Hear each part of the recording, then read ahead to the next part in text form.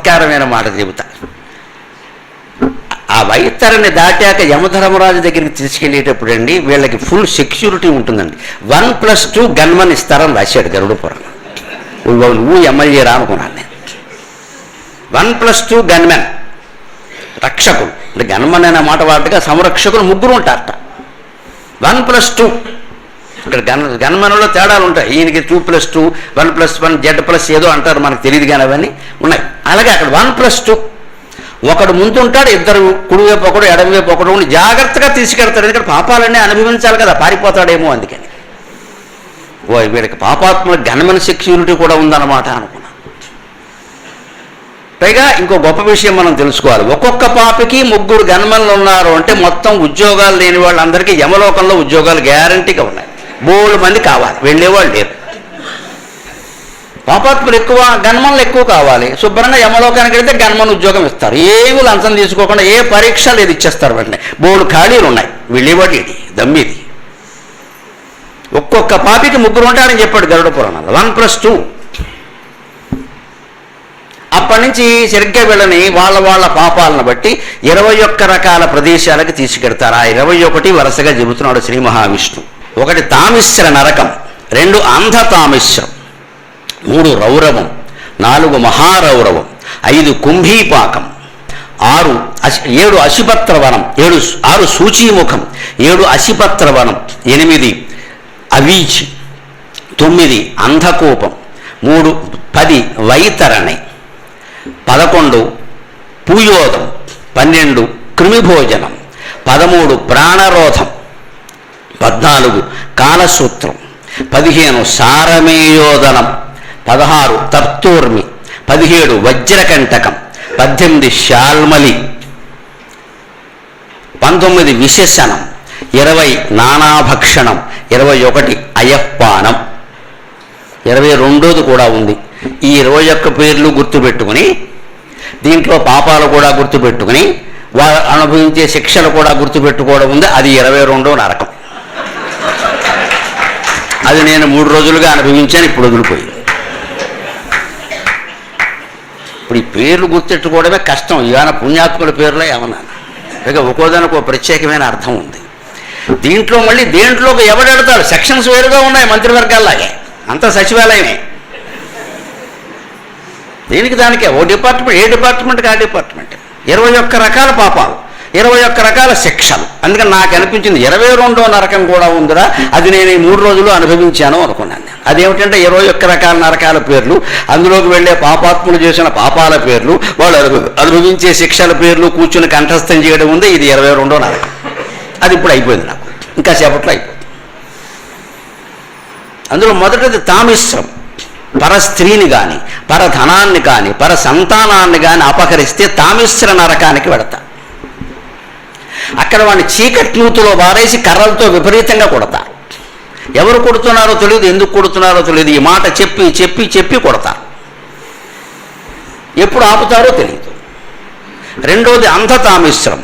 పరధనము, పరస్త్రీ, పరసంతానమే పాపమైతే ప్రత్యేకించి స్త్రీ ధనాన్ని అపహరించడం మరీ పాపం. అది మొగాడైతే వాడు కొంచెం ప్రతిక్రియ చేయగలుగుతాడు. ఆడవాళ్ళు పాపం ఏం చేస్తారండి, వాళ్ళు భర్త పోయి ఉన్నారు లేదా అనాథలై ఉన్నారు, వాళ్ళ ధనాన్ని, వాళ్ళ ఆస్తుల్ని, వాళ్ళ పొలాలు ఎవరో ఆక్రమిస్తే బలవంతులైన వాళ్ళు ఏం చేస్తారు వాళ్ళు. అందుకని వాళ్ళకి ప్రత్యేక రక్షణ కల్పించింది హైందవ సమాజం యొక్క గొప్పదనమే అది. స్త్రీధనం అపహరించినా, స్త్రీని హత్య చేసినా ప్రత్యేక శిక్షలు ఉన్నాయి.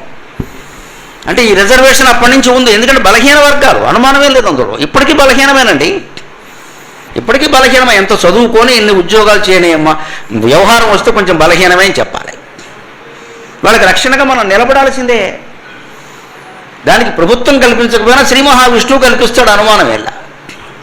అందుకని అంధతామేశ్వరం ఎవరికి అంటే ప్రత్యేకించి స్త్రీ ధనాన్ని అపహరిస్తే వాడిని చీకటి బాగా వ్యాపించిన అడవిలోకి తీసుకెళ్లి గ్రద్ద ముక్కులతో పొడిపిస్తారు. గరుత్మంతుడినే పంపిస్తాడు అక్కడికి. కొన్ని వందల గ్రద్దలు, రాబందుల రెక్కల చప్పుడు వినపడలేదా అంటారు. అలా వచ్చి ఇలా పొడుస్తూ ఉంటాయి. ఇక్కడ పలానా ఆవిడ ఆస్తి అంతా అపహరించావు కదా దుర్మార్గుడా అని గుర్తు చేసి.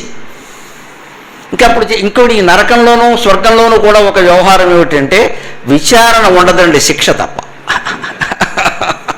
విచారణ ఉంటే మన దగ్గర చూస్తున్నాం కదా, ఒక్కొక్క కేసు 25 ఏళ్ళు 30 ఏళ్ళు శిక్ష ఉండదు ఇక్కడ.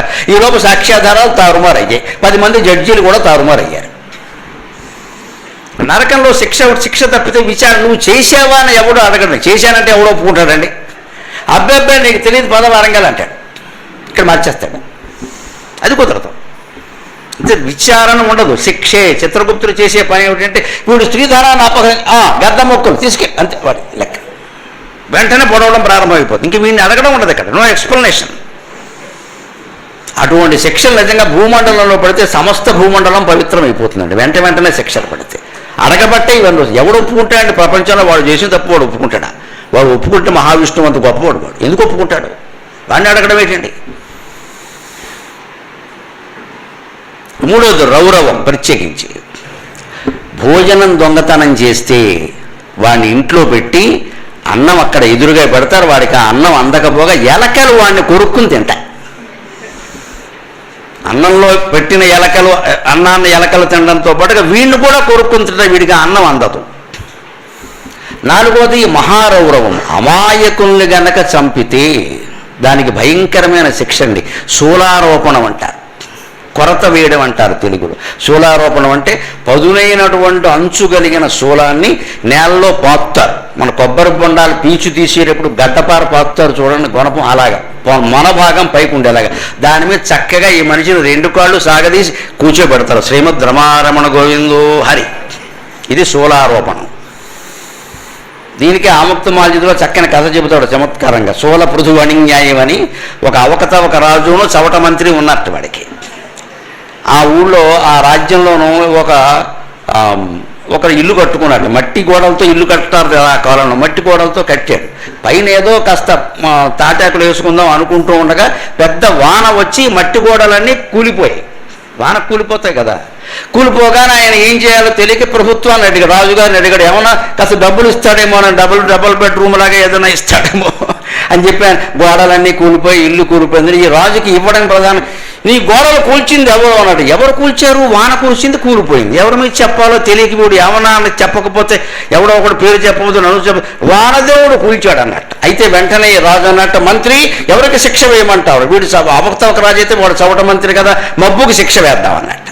వాన కురిసింది మబ్బు కదా, అంటే మబ్బును ఉరిదీయండి అన్నట్టు. వీడంత గొప్ప రాజు వీడు. ఈ భటులు అంతకంటే గొప్ప వాళ్ళు మబ్బును ఉరిదీద్దామని బయలుదేరారు. ఏం ఇలా కుదురుతుంది మబ్బును ఉరిదీయడం? అప్పుడు మబ్బును ఉరిదీయడం సాధ్యం కాదు, మబ్బును ఉరిదీయడం సాధ్యం కాదంటే మబ్బుకు కారణం ఏమిటో విచారణ చేయండి అన్నారు. పక్కనే ఒక కుమ్మరాయన కొండలు తయారు చేస్తున్నాడు. ఆ కొండల నుంచి వచ్చేటువంటి పొగ కారణంగా మబ్బు ఏర్పడింది. మరి ధూమం నుంచి మబ్బు వస్తుంది కదా, అందుకని కుమ్మరాయన ఉరిదీయమన్నారు. ఆయన దగ్గరికి వెళ్ళి ఉరిదీస్తాను. నేనేం చేశాను మొర్రో? నేను ఐరైన కొండలు తయారు చేసుకుంటే పొగ రాకుండా ఎలా ఉంటుందయ్యా? దానివల్ల మబ్బు ఏర్పడింది, మబ్బు వల్ల వాన కూర్చుంది, వాన వల్ల ఎవడో ఇల్లు కూడిందంటే నేనేం చేయను ఇక్కడ అంటే. కానీ ఆయనకి అర్థమైందో వీడు వెర్రి వెధవులు, వీళ్ళు అవకతవక రాజు చవట మంత్రి ఉన్నాడు ఇక్కడ, ఏం చెబితే అది నమ్మేస్తున్నారు అని. అసలు నేను కొండలు తయారు చేయడం వల్ల పొగ వచ్చింది, పొగ వల్లే మబ్బు వచ్చింది, మబ్బు వల్లే వాన వచ్చింది, వాన వల్ల ఇల్లు కూరింది, ఇవన్నీ నిజమే.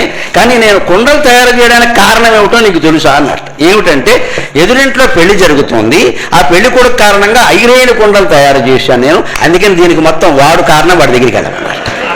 ఇప్పుడు కొత్త పెళ్లి కొడుకు సంగతి ఏం కావాలి అంటే వాడు పట్టుకుపోయారు. ఈయన ఆలోచన లేని పనిది. శూల పృథువణి న్యాయం అని కృష్ణదేవరాయలు చెబుతాడు ఈ కథ ఆముక్తమాల్యదలో. మార్గశిర మాసం వస్తుంది కదా, చెప్పుకుంటే పుణ్యం. ఆయన దగ్గరికి ఆయన ఆలోచన ఏమిటిది నన్ను ఎందుకంటే ఆయన చెప్పాడు నువ్వే కారణం, కొండలు తయారు చేయమన్నాడు. కొండలు ఎందుకు తయారు చేయమన్నా? పెళ్లి కోసం. అని వీడి దగ్గరికి వచ్చి ఏమిటిరా నా పేరు చెప్పాడు. ఇగో కంగారు పడకో, వీళ్ళు ఏం చెప్తే అది నమ్మేస్తున్నారు, నువ్వేదో చెప్పే అన్నట్టు. ఆయన తీసుకెడుతున్నా, ఇంతకే నన్ను ఏం చేస్తావు అన్నట్టు. చూసావు కదా ఎలాగుంది అబ్బాయా, చూసావా సోలం, ఇది గుచ్చుతాం అన్నట్టు. అయిపోయి ఆయన వాడో తెలివి ఉపయోగించాడు. ఇది చాలా లావుగా ఉంది, నేను చాలా సన్నగా ఉన్నాను, కుదరదు పట్టదు. వాడు తెలియవాడు, నేను చాలా సన్నగా రమణారెడ్డిలో ఉన్నాను నేను, ఇదేమో ఇంత లావు ఉంది, దీనికి నెల్లూరు కాంతారావు లాంటి వాడు సరిపోతాడు, నేను సరిపోను. అందుకని మీరు ఎవరన్నా లావుపాటి వాడిని చూసుకోండి, నన్ను వదిలేయండి అన్నట్టు. వీడు వెంటనే లావుపాటి వాడు ఎవరు దొరుకుతాడని చూశాట. ఎవడో అరుగు మీద ఖాళీగా ఇంట్లో కూర్చునేందుకు ఓపిక లేక బాగా పొట్ట అది పెద్దగా ఉండి తొడలు పెద్దగా ఉండి అరుగు మీద కూర్చున్నట్టు వాడిని మోసుకుపోయాట. నన్నెందుకు మోసుకుపోతున్నారంటే లావుగా ఉన్నా సోలారోపణ వేస్తామంతే, ఇంకేం లేదన్నట్టు. పనికిమాలిన రాజు ఉంటే పరిపాలన ఇలాగే ఉంటుందండి. శూల పృథు వణిన్యాయం అని అముక్తమాజులో చెబుతాడు. శూలారోపణ ఇది చమత్కారంగా ఉన్న, అది భయంకరం. శ్మశానంలోనే ఆ శూలాన్ని నాటి ఈ జీవికి శిక్ష శ్మశానంలో వేసేవారు, ఆ దేహాన్ని అలా వదిలేసేవారు. విచిత్రం ఏంటంటే ఈ శూలారోపణలో మనిషి చావడు, 2 రోజులు బతుకుతాడు కనీసం, ప్రాణం పోదు. లోపలికి వీడు గిలగిల్లాడుతూ ఉంటాడు. ఆడిన కొద్దీ శూలం దిగుతూ ఉంటుంది, దిగిన కొద్దీ గిలగిల్లాడతాడు. ఇక వర్ణించలేము దాన్ని అసలు. విచిత్రం ఏంటంటే ఆ చర్మం మొత్తం రాలిపోతుంది, ఎముకలు మొత్తం విరిగిపోతాయి. ఆశ్చర్యం, వెంట్రుకలకు ఎంత బలం ఉందోనండి. వాడు పూర్తిగా చనిపోయినా కూడా 3 నెలల వరకు ఆ వెంట్రుకల కిందకి రాలవు. ఎందుకంటే తల్లి కడుపులో మనం ఉన్నప్పుడు 4వ నెలలో వెంట్రుకలు ఏర్పడతాయట. గరుడ పురాణంలోనే చెబుతాడు ఆ విషయాన్ని. ఆ 4వ నెలలో వెంట్రుకలు ఏర్పడినవి ఎంత బలంగా ఉంటాడు. శూలారోపణ చేసి మొత్తం మనిషిని చంపేసా వెంట్రుకలు పోవు. అవి కారడం కష్టం అవుతుంది. అందుకే కొన్ని చోట్ల మీరు గమనించండి, శవానికి మొత్తం క్షురకర్మ చేస్తారు, గడ్డం గీసేస్తారు, జుట్టు తీసేస్తారు. ఇది ఎందుకు అవి కాలవు, చాలా యాతన అయిపోతుంది. అక్కడ చొర మండుతూ విచిత్రమైన శబ్దాలు వస్తాయి, వింటే భయపడతారు, పర్యావరణానికి కూడా ఇబ్బంది. అది ఇవన్నీ దృష్టిలో పెట్టుకుని హైందవ కర్మకాండ ఉంటుంది. ఆచారాల్లో గుండు గీయమంటే గీయాలి, గీసుకోమంటే పెద్ద కొడుకు చిన్న కొడుకు అందరూ గీసుకోవాలి. ఫ్యాషన్ కోసం గీసుకోనంటే కుదరదు ఇక్కడ, అది లెక్క. దానికోసం చెప్పారు సమాజం అంతా బాగుండాలి. ఈ కర్మకాండ వల్ల మళ్ళీ వీధిలో ఎటువంటి రోగాలు ఎవరికి రాకూడదు, అవన్నీ దృష్టిలో పెట్టుకుని చెప్పారు. అలాగా 4వది అయినటువంటి మహారౌరవంలో అమాయకుల్ని గనక మనం వధిస్తే, చంపితే, వాడు బలహీనుడు కదా, వాడు డబ్బు లేదు కదా, ఏం చేయాలి, స్త్రీయే కదా అని ఏమన్నా కిరాయి గుండాలను పెట్టి లేపేస్తున్నారా. ఈ మధ్యన సుపారీ ఇచ్చామని చెప్పేసి అలా ఇస్తే, సుపారీ ఇస్తే అక్కడ పెద్ద పేరీ వాడు ఇస్తాడు ఖచ్చితంగా మనకి, అటువంటి జరుగుతుంది. తర్వాత కుంభీపాక నరకం ప్రత్యేకత ఏమిటంటే కల్తీ.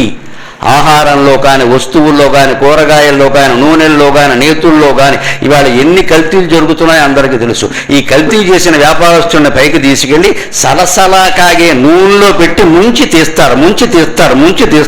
విష్ణు సహస్రం పూర్తయ్యే వరకు తీస్తారు, 108 సార్లు తీస్తారు. ఒక విష్ణు సహస్రం చదవమని 108 శ్లోకాలు అయ్యే వరకు తీస్తారు కదా. అయ్యాక కూడా ఎందుకు వదిలేస్తారంటే కనీసం ఈ దశలో విష్ణు సహస్రం విన్నావు కదా పో అని చెప్తారు, కొంత రెమిషన్ ఇస్తారు. అంత భయంకరమైన శిక్ష ఉంటుంది. అది కుంభీపాకం. సూచీముఖం తర్వాత ఎవరైనా ధనం బాగా కోట్ల కొద్దీ సంపాదించి నా అంత డబ్బు ఉన్నవాడు ఎవడూ లేడు అని మదంతో బంధువుల్ని మిత్రుల్ని మర్చిపోయి అవమానిస్తే వాడికి సూచీముఖం, బొంత కుట్టు సూది పట్టుకొచ్చి ఒళ్ళంతా బొంత కుట్టినట్టే కుడుతూ ఉంటారట రోజంతా 24 గంటలు అయ్యావు. అదో విచిత్రమైన శిక్ష. అందుకే దాన్ని సూచీముఖం అన్నారు. బొంత కుట్టు సూది అంటే వాడిని కుట్టే సూది ఒకటి ఉంటుంది, అక్కడ ఉండదనుకోకండి, ఎవరికి తగింది వాడికి ఉంటుంది. అది సూది పెట్టి బొంత కుట్టినట్టే కుడుతూ ఉంటారు అంతే, ఇలా ఎప్పటికీ తెవలదు. ఇంకా అదే సూచీముఖం. అసిపత్రవనం తర్వాత 7వ నరకం అసిపత్రవనం. ధర్మధిక్కారం చేసిన వాడికి లోకంలో ఆచార సంప్రదాయాలు ధర్మం కోసం ఏర్పడతాయి, అవి ఎట్టి పరిస్థితుల్లో ధిక్కారం చేయకూడదు. పెద్దలు చెప్పినట్టు చేయవలసింది, మనకి ఇష్టం ఉన్నా లేకపోయినా సరే. ఫ్యాషన్ల కోసం వాటిని మానేయడానికి వీల్లేదు. ధర్మాల్ని, ఆచారాలని, సంప్రదాయాలని ధిక్కరిస్తే అసిపత్రవనం అంటే కత్తుల బోను. అసి అంటే కత్తి, కచిపత్రం అంటే కత్తుల బోను. కింద కత్తుల బోను, కత్తులు ఇలా పైకి లేచి ఉంటాయి. ఆ బోన్లో పడేయడం తీయడం, అది కూడా 108 సార్లు లెక్క చేస్తాడు. చచ్చిపోతాడు ఈ లోపువాడు, చావడు, చచ్చినంత వరకు శిక్ష అనుభవిస్తాడు. ఆ పైన ఇంకో మాట 8వది అవీచి అనే నరకం అన్న. అవీచి ఏమిటంటే ఎంత గొప్ప న్యాయమూర్తి అయినా సరే, ఎంత గొప్ప ప్రభు అయినా సరే, నిర్దోషికి దండన విధిస్తే అతన్ని చెరుకు గడల తిప్పే గానుగలో పెట్టి తిప్పుతారని చెప్పాడు గరుడ పురాణంలో. నిర్దోషికి దండన విధించకూడదు, అన్నీ సమగ్ర విచారణ చెయ్యాలి. దోషికి శిక్ష తప్పినా అది వేరే విషయం, ఎందుకంటే ఇక్కడ శిక్ష తప్పించుకున్న వాళ్ళు అక్కడ అనుభవిస్తాడు. కానీ నిర్దోషికి ఇక్కడ శిక్ష పడింది అంటే ఈ తీర్పు ఇచ్చిన వాళ్ళు అక్కడ అనుభవించాలి దాన్ని. అందుకని ఎవరో లంచాలు ఇచ్చారనో, ఎవరో అధికారంలో ఉన్నారనో వారు చెప్పినట్టు విని తీర్పులు మార్చేయకూడదు. ధర్మశాస్త్రం పట్ల మన హైందవ పురాణం ఎంత జాగ్రత్త వహించిందో మనం ఆలోచించాలి. నిర్దోషికి శిక్ష విధిస్తే ఈ ప్రభువుని, ఈ ప్రభుత్వానికి అధిపతి అయిన వాడిని లేదా ఈ జడ్జిని పట్టుకెళ్ళి అక్కడ గానుగులో పెట్టి తిప్పుతారు. చెరుకు గడలు తిప్పినట్టే మొక్కలు నలిగిపోవలసిందే. చెరుకు రసం తీసేవాడు చూడండి, ఇలా తీస్తాడు అంతే, అలా అయిపోవలసిందే. తర్వాత 9వది అంధకోపం. కొంచెం చిన్న విషయమే ఇది, కానీ మనం జాగ్రత్త పడాలి. వృధాగా ఏ జీవిని చంపొద్దు. నల్లులు, చీమలు, దోమలు, పాములు సహా చెబుతాడు ఈ పట్టికలో పురాణాలు. వృధాగా చంపొద్దు, నిన్ను కుట్టింది చంపు అంతే, ఆ అధికారమే మనకుంది. దోమలను ఎప్పుడు మనం చంపాలంటే దోమలు రాకుండానే నివారణ పెట్టుకోవాలి. కుట్టింది అనుకోకుండానే దెబ్బేస్తాం, అంతేగాని ఇంకా పుణ్యపాపాలు దీనికి ఏం పాపమో గరుడికి బాటి వారిని అడుగుతాం, అంతవరకు దోమ కొట్టకుండా ఉంటుందా? కుట్టిందో దెబ్బేసే దాని కర్మ. కొట్టకుండా ఉండాలంటే వచ్చే ముందే ఇంట్లో ఆలౌట్ పెట్టుకో, పడుకునే ముందు 2 గంట సేపు పెట్టి తర్వాత ఒక అరగంట సేపు వదిలి. చాలామంది అజ్ఞానం తెలియక ఆలౌట్ అలా ఉండగానే పడుకుంటారు, దాన్ని తొందరగా చంపుతుంది, మనం కొంచెం ఆలస్యంగా చంపుతుంది, అంతే తేడా. అది పీల్చకూడదు. ఆలౌట్ లాంటిది పెట్టాము అంటే 2 గంటలు అలా వదిలేసి తర్వాత తలుపు తీసేయాలి, 1 గంట సేపు తీసేయాలి, ఆ గాలి అంతా బయటకు పోవాలి. అప్పటికి ఉన్న దోమలేవో పోతే నువ్వు పడుకో. లేకపోతే తెల్లవారులు అలా ఉంచేస్తారు కొంతమంది, అసలు 24 గంటలు. చాలా ప్రమాదం అది. అందులో పసిపిల్లలు అంటే మరీ ప్రమాదం. ఈ వృధాహింస నల్లుల్ని కానీ చీవలను కానీ దోమలను కానీ చివరికి పాములు కానీ, పాము అయినా సరే మనకి భయం అవుతుంది, భయం అవగానే చంపేయకూడదు, మనమే తప్పించుకోవాలి. అది మన వెంటాడి వేటాడేదో పగబట్టినట్టుగా కాలు పట్టుకుంటే అప్పుడు చంపచ్చు, అది వేరే విషయం, దాని కర్మ. కానీ అదేదో పక్క నుంచి ఆ సందులోంచి పోతుంటే మనం పనికెట్టుకుని వెళ్ళి చంపకూడదు. అందుకని పావును చంపడం దోషమని పల్లెటూళ్ళలో ప్రజలు అంటారు కూడా. వాళ్ళు చంపితే గుడి కడతారు మళ్ళీ. ఈ పల్లెటూళ్ళలో ఈ నమ్మకాలు ఎందుకునంటే జీవహింస జరగకుండా ఉండాలి. అంధకోపం, తర్వాత వైతరణి, ప్రత్యేకించి జీవహింసే చేయొద్దు, అందులో గోవధ అసలే చేయొద్దు. గోవధ చేస్తే పాపం కూడా ఇందాక చెప్పేమే, చీము, రక్తం, వెంట్రుకలు, గోళ్ళు వ్యాపించినటువంటి వైతరణి నదిలో మునగానాం తేలానాం అదే లెక్క. అదే 10వ నరకం ఖచ్చితంగా. తర్వాత 11వది పూయోదం అంటారు. పెళ్లి చెడగొడితే శిక్ష అండి, ఇది వివాహ భంగం. ఏదో పెళ్లి సంబంధం కుదురుతోంది, మనం చెడగొట్టద్దు. మనకు బాగా ఆత్మీయులై ఉండి వాళ్ళు మోసపోతారు అనిపిస్తే ఓ మాట చెప్పడం వేరే విషయం అది. కానీ కొంతమంది మన ఇంట్లో అవ్వలేదు వాళ్ళ ఇంట్లో అవుతే అలాగా అన్నట్టుగా ఏవో మాటలు చెప్తారు. ఇక్కడ వివాహ సంబంధాన్ని చెడకూడదు. అంతేకాదు ఈ రోజుల లెక్క ప్రకారం దీనికి ఇంకో మాట జోడించుకోవాలి, దంపతుల మధ్య కూడా విభేదాలు మనం పెట్టకూడదమ్మా, అది వేరే విషయం, అది మహాపాపం. అది ఒకవేళ వాళ్ళు ఏదైనా విడిపోయే పరిస్థితుల్లో నచ్చ చెప్పాలి కనీసం. ఇటు వాళ్ళు అటు వాళ్ళు బయట వాళ్ళు కూడా కలిసి ఉండండి అమ్మా, నేను అవసరమైతే అతనితో మాట్లాడతాను అని ఆ అమ్మాయికి చెప్పాలి. అవసరమైతే ఆ అమ్మాయిని ఒప్పిస్తానయ్యా, చెప్తానయ్యా, అంత తిక్క మనిషి కాదయ్యా అని ఈ అబ్బాయికి చెప్పాలి. ఆ రకంగా దంపతుల చేత కాపురం చేయించే పని చేయాలి. కానీ విడగొట్టే ప్రయత్నం చేస్తే శిక్ష ఎంత భయంకరంగా ఉంటుంది అంటే, పూర్వత మలమూత్రాలతో నిండిన సముద్రంలో ముంచడమే పని అని చెప్పారు వాడిని. నువ్వు పవిత్రమైన సంబంధాన్ని జడగొట్టావు, వివాహం జడగొట్టావు, వివాహ బంధాన్ని జడగొట్టావు. ఇవాళ మన మాటల ద్వారా ఎంతమందిలో అహంకారాన్ని పెంచేసి వివాహ బంధాలు దెబ్బతీస్తున్నామో దయచేసి అందరం ఆలోచించుకుందాం. రెచ్చగొట్టకూడదు. అమ్మాయి కానీ అల్లుడు కానీ కొడుకు కానీ కోడలు కానీ ఇంటికి కానీ బయట వాళ్ళకి కానీ ఫోన్ చేసి ఏదైనా విభేదాలు చెబితే సర్దుకో అంతే చెప్పాలంతే. వీలైనంత వరకు సర్దుకో. అంత సర్దుకోలేనంత ఘోరమైతే వాళ్ళే చూసుకుంటారు ఆ వ్యవహారం, మనం చేయక్కర్లేదు. నీకెందుకు వచ్చే నేను చూసుకుంటా అంటే పూర్వోదం అనే నరకం ఖాయం. వివాహ బంధాలకు అంత ప్రాధాన్యం ఇచ్చారు. 12వది కృమి భోజనం. సంపాదించిందంతా తానొక్కడే తింటే, బంధువులకు పెట్టకుండా, మిత్రులకు పెట్టకుండా, కొంతమంది మరీ పిచ్చినారతనంతో కుటుంబ సభ్యుల కోరికలు కూడా తీర్చకుండా దాచేసుకుని వాడు ఒక్కడే తినేసి, ఇంట్లో ఏదైనా మంచి కూర వండినా మంచి పచ్చడి చేసినా ముందు వాడిని నాకేసి తర్వాత మీరు ఉంటే తినండి లేతే లేదు అన్నదంటే వాడిని క్రిములు కీటకాలు ఉండే సెప్టిక్ ట్యాంక్ లాంటి దాంట్లో పారేసి ఓ నెల ఉంచుతారు అక్కడ. అది క్రిమి భోజనం అంటారు. దాని పేరే క్రిమి భోజనం. ఎవరికి పెట్టకుండా నువ్వు తిన్నావు కదా, అనుభవించు. మోఘమన్నం విందతే అప్రచేతాహ అని వేదంలోనే చెప్పారు. తన కోసం తాను వండుకుని తినేవాడు పాపాన్ని వండుకుని తింటున్నట్టు లెక్క. కేవలాఘో భవతి కేవలాది. తన కోసమే తాను వండుకున్నాడు, ఇంకెవరికి భోజనం పెట్టలేదు అంటే పాపాన్ని వండుకుని తిన్నట్టే. అది 12వది. 13వది ఉంది ప్రాణరోధం, హత్యలు. ఇవాళ ఎన్ని జరుగుతున్నాయో చూడండి. లోకంలో జరుగుతున్నవి పత్రికల్లో వార్తలన్నీ హత్య లేదా ఆత్మహత్య, మరో మాట లేదండి.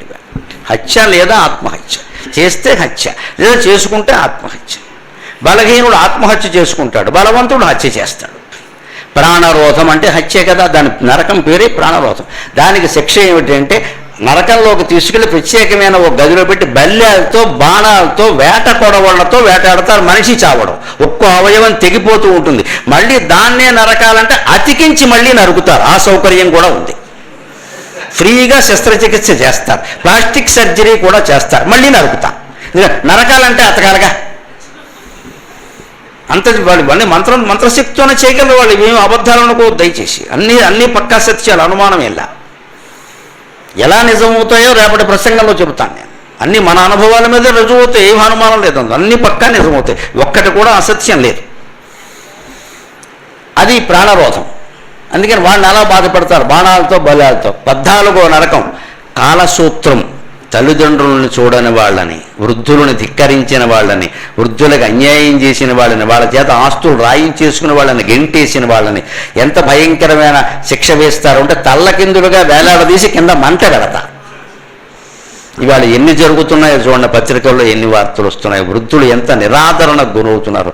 పత్రికల్లో అయితే వారానికో వ్యాసం వస్తుంది వృద్ధుల నిరాదరణ మీద, వారానికో వ్యాసం. చివరికి ప్రభుత్వం ప్రత్యేక చట్టాలు చేయవలసి వస్తుంది వృద్ధుల్ని కాపాడడానికి. కేంద్ర ప్రభుత్వం ప్రధానమంత్రి ఏదో రోజు PMVY వయోజన యోజన అని పెట్టి 8% వడ్డీ ఇచ్చాడు. 8% వడ్డీ వృద్ధులకి, అది సీనియర్ సిటిజన్స్ 60 ఏళ్ళు దాటాలి ఖచ్చితంగా. 8% వడ్డీ మామూలుగా ఎక్కడ బ్యాంకుల్లో లేదు కదా, ఇచ్చారు. ఎందుకంటే వృద్ధులు ఇబ్బంది పడుతున్నారు, వాళ్ళకి కాస్త వడ్డీ ఎక్కువ ఇద్దాం, వాళ్ళు ఏదో ఇంట్లో ఉండి కాలక్షేపం చేసుకుంటారు. అంటే జరిగిన ఘోరం ఏమిటంటే, నేను కూడా కాందులో కొంత 60 ఏళ్ళు దాటేటప్పుడు నేను కొంత డిపాజిట్ చేశాను, కానీ తర్వాత మొన్న ఎప్పుడో మళ్ళీ చేద్దామంటే ఇప్పుడు ఆ పథకం లేదన్నారు. అదేమిటన్నా, మొత్తం బ్లాక్ మనీ అంతా రకరకాల వాళ్ళందరూ పట్టుకొచ్చి అందులో దాచేస్తున్నారండి. 60 ఏళ్ళు దాటైన నిబంధన ఒకటే కదా. రకరకాలుగా సంపాదించామని కోట్లు దాచేస్తే చివరి కేంద్ర ప్రభుత్వం వాళ్ళు వడ్డీ ఇవ్వలేక ఆ పథకం రద్దు చేశారు. బాబోయ్ తీసేయండి, ఈ దేశంలో కష్టం ఇదంతా. ఎవరికి మానవత్వం ఉండదు. ప్రభుత్వం ఏమండి ఉచిత పథకం పెడితే పెట్టచ్చండి, వికలాంగులకో దివ్యాంగులకో ఎవరికైనా వితంతువులకో పెట్టండి. మనం ఎందుకు తీసుకోవాలండి? ఖాళీగా కూర్చుని మనకేం సిగ్గు లేదా? బిచ్చగాళ్ళమా? వద్దని చెప్పలేమా? అబ్బాయి వచ్చిందో లాగే. ఎవరైనా అక్కడ అక్షయ పాత్రాన్ని పెట్టి భోజనం పెడతారంటే జమీందారుల ఇళ్ల నుంచి కూడా వెళ్ళిపోతారు అక్కడికి. ఎవరి కోసం పెట్టారు? అది అన్నం లేని వాళ్ళ కోసం. వాళ్ళకి దక్కాలంటే మనం వెళ్ళకూడదండి. ఆ జ్ఞానం మనకే ఉండాలి. ప్రభుత్వాల మార్పు కాదండి, ప్రజల్లో మార్పు రావాలి. ఆ ప్రజల్లో మార్పు కోసమే నేను చాలా తాపత్రయపడుతున్నానమ్మా, చాలా తాపత్రయపడుతున్నాను. ప్రవచనం ద్వారా ప్రజల్లో మార్పు. ముఖ్యంగా నాకు నమ్మకం ఏమిటంటే, ఇవాళ యువతరం 20 నుంచి 40లోగా ఉండేవాళ్ళు 90% తెలుగు వాళ్ళు నా మాటలు వింటున్నారు. నాకు ఆనందంగా ఉంది. నాకు ఆనందం. ఖచ్చితమైన మార్పు వస్తుంది సమాజంలో, ఖచ్చితమైన మార్పు. ఇంకా 70 ఏళ్ళు దాటిన వాళ్ళు ఎలా ఆలోచిస్తారంటే ఏదో ఇలా వెళ్ళిపోతే చాలు, ఇంకా మార్పు తట్టుకోలేరు. కానీ యువతరం అలా కాదు, మారాలి. ఎందుకు చెప్పారు ఆయన అని మార్పు ఆశిస్తారండి ఖచ్చితంగా వాళ్ళు. ఖచ్చితంగా భవిష్యత్ తరం మారుతున్నామా, లేకపోతే భగవంతుడు మాకు ఇంత శక్తి ఇచ్చాడు అంటే నీ కర్తవ్యం ఇది నువ్వు చేయమని. ఈ మనిషి మధ్యాహ్నం భోజనం చేశారు, ఇప్పుడు ఎడితే 2 పళ్ళు తిని పడుకుంటాను. 2010 నుంచి నాకు నియమం అంతే, 2 పళ్ళు తినడం పడుకోవడం. మరి ఇంత శక్తి ఎక్కడి నుంచి వచ్చింది? మధ్యాహ్నం అన్నం పెట్టిన వాళ్ళు ఆ తల్లి అడిగింది, ఏమంటే ఏమి తింటలేదు మీరు? చెప్పడం అలాగాని, అమ్మవారిని అడుగమ్మా నాకేం తెలుసు అన్నాను. పొద్దున్న టిఫిన్ తింటాం, మధ్యాహ్నం భోజనం చేస్తాం, అంతే, ఇంకేం లేదు. మళ్ళీ మనాడు పొద్దునే ఇంకా రాత్రి ఇది అయ్యాక ఇంటికి వెళ్ళడం, వారి ఇంట్లో కూర్చొని 2 పళ్ళు తినడం అంతే. శక్తి ఎక్కడి నుంచి వస్తుంది? లోకాన్ని బాగు చేయడం కోసం భగవంతుడు నాకు ఆ శక్తి ఇస్తున్నాడని భావిస్తున్నాడు. తల్లిదండ్రులను నిరాదరణ చేస్తే తల్లకిందులుగా వేలాడదీసి మంట పెడతారు. 15వ నరకం సారమేయోదనం. ఇది ప్రత్యేకం, ఇవాళ బాగా చెప్పుకోవాల్సిన మాట. క్లబ్బులు పబ్బులు నడిపేవాళ్ళు, అందులో ఆడేవాళ్ళు, జూదం ఆడిన వాళ్ళందరినీ తీసుకెళ్ళి కుక్కలకి భోజనంగా వేస్తారండి. గరుడ పురాణంలో ఉంది. ఇప్పుడు జూదం ఆడాలో అక్కర్లేదో నిర్ణయించుకోండి. కుక్కలకి భోజనంగా వేస్తారు. జూదం అంత నేరంగా భావించేది. ఎందుకు జూదం అంటే జూదం అనుకోకండి, కోడి పందాలంతే, బెట్టింగ్. వాడెవడో గెలుస్తాడని వీడు బెట్టింగ్ ఏమిటండి? తెలంగాణ ఎన్నికలకి భీమవరంలో బెట్టింగా? ఇంత విచిత్రం ఎక్కడైనా ఉందా? భీమవరానికి తెలంగాణకి ఏమి సంబంధం? ఇక్కడ ఎవడు గెలిస్తే వాళ్ళకెందుకు కావాలంతే. ఊడు పొగరు, నా ఇష్టం అంతే. ఎకరాలు పోగొట్టుకోవడం, ఇంట్లో ఆడాళ్ళు ఏడుస్తూ కూర్చోవడం. ఇక్కడ ఎందుకంతా? నీకు ఎవడు గెలిస్తే నీకే, నీకు ఒరిగేది ఏంటి ఇక్కడ? ఇదే మన పిచ్చి.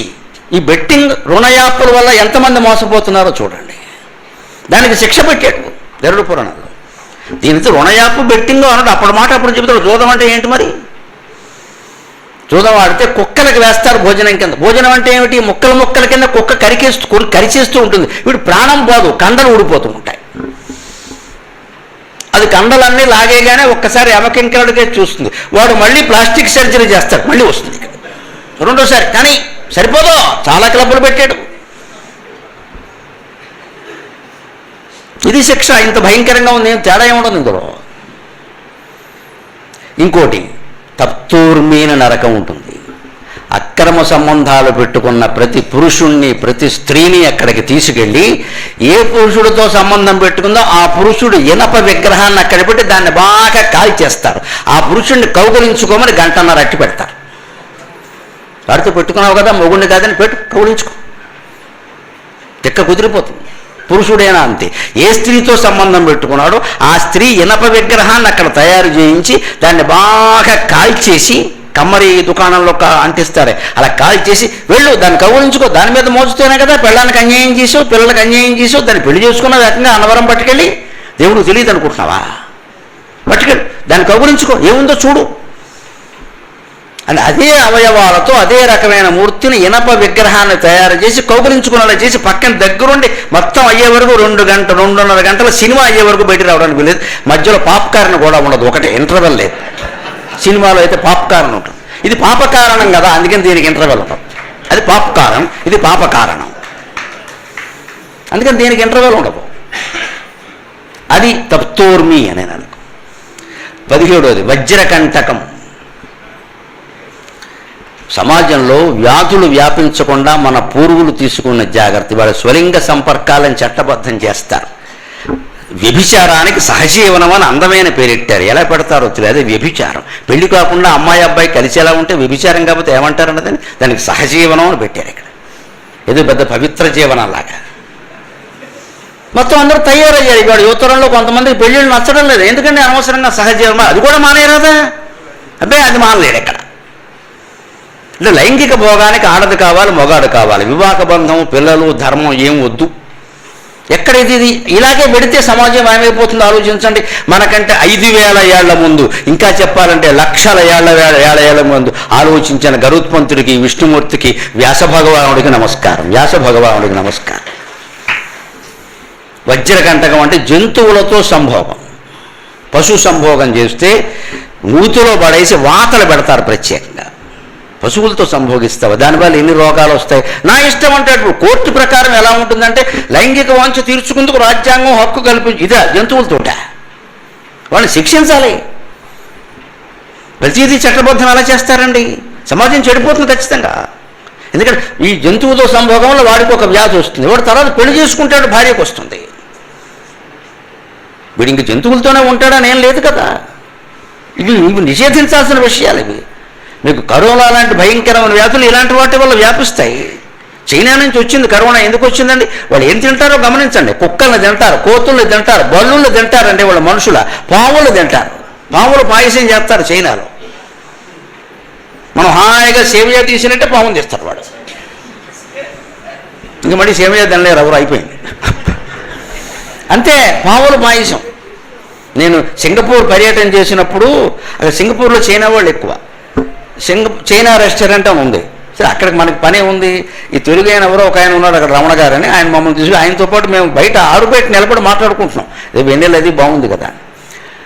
అప్పుడు ఈ చైనా రెస్టారెంట్ అంటే నేను ఇందులో ఏమి వండుతారని అడిగాను. పాముల పాయసం వండుతారు, బల్లుల్ని వేపుడు చేస్తారు, కప్ప కాళ్ళు ఫ్రై అన్నారు. అయ్యి బాబోయ్, కప్ప కాళ్ళు ఫ్రై, ఈ పదవి ఎంత బాగుందిరా అనుకున్నాను. అదేమిటండి వాళ్ళకు లెక్కేమీ లేదా?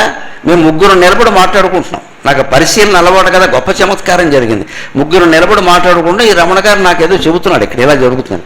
వాళ్ళకి ఇది అది అని ఏం లేదా, అన్నిటినీ తింటారా అన్న అంటే ఈ పక్కన ఉన్నాయని అన్నాడు, రమణ గారు అన్నాడు, వాళ్ళకు ఒక లెక్క ఉందండి చైనా శాస్త్రంలో, ఆకాశానికి వీపు చూపించే ఏ జంతువునైనా తినేయచ్చు అన్నారు వాళ్ళు. ఆకాశానికి వీపు చూపించే ఏ జంతువునైనా తినేయచ్చండి, వాళ్ళకి అంతకంటే లెక్కేమీ లేదు. ఆకాశానికి వీపు చూపించిన జంతువు ఏముంటుందండి అసలు? ఇలా అన్నప్పుడు ఏమైంది, నాతో మాట్లాడుతున్న ఒక తెలుగు ఆయన చిల్లర డబ్బులు కింద పడ్డాయి. ఆయన వంగాడు, వంగకయ్య బాబు నిన్ను తినేస్తాడన్న. నా చమత్కారం నాకు ఉంటుంది కదా.